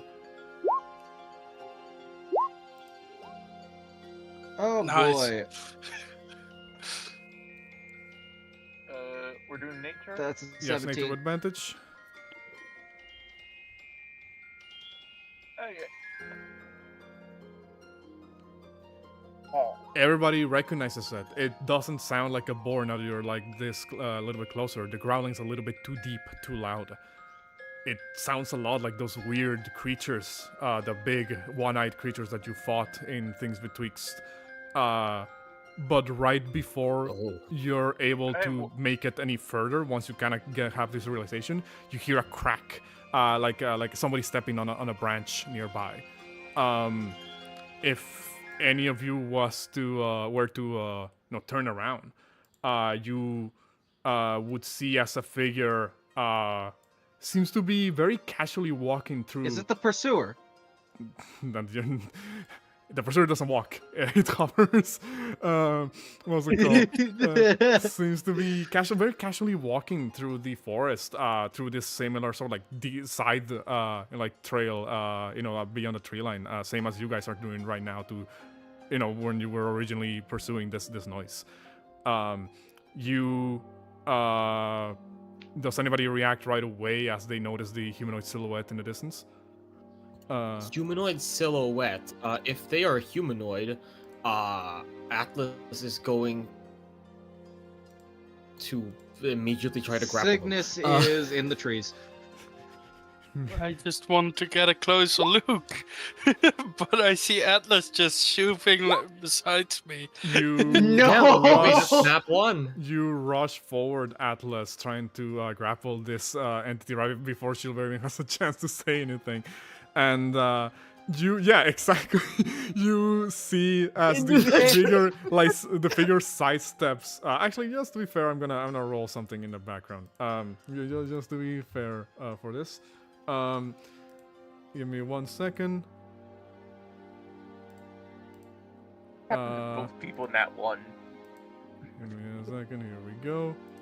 I'll just roll this in the background. Maybe the audience will be able to see it because usually my whisper rolls are sent to the audience. Okay, yeah, no. The figure very nimbly sidesteps off to the side, and you end up crashing into one of the trees nearby, making a bit of a noise here as you hear the voice come from the side. 292 pounds impacting into a fucking tree trunk. You Jeez, fuck. you see, you hear the voice of the figure say, "Whoa, be careful, friend. You almost rash into me," in a very kind of like monotone, like casual voice. As you look up or look to the side, Wait, rather, what you are they see- wearing? I was about to describe. You see as this individual, a very slender figure, seems to be donning a sort of like light-colored, like brownish leather armor with this like steel shoulder pads that almost make the silhouette appear broader shoulder than what it actually is, and a steel open helmet that allows you to see their face. They look, well, human and very much alive. You see that on their back they have strapped two different items. One appears to be kind of like this wooden great shield with like steel reinforcements, and the other one, the other item appears to be kind of like a pike or some form of like spear-like weapon. The individual looks over at you and says, "You almost got me there, friend. Is there something the matter?" And that is where we're going to end the session there.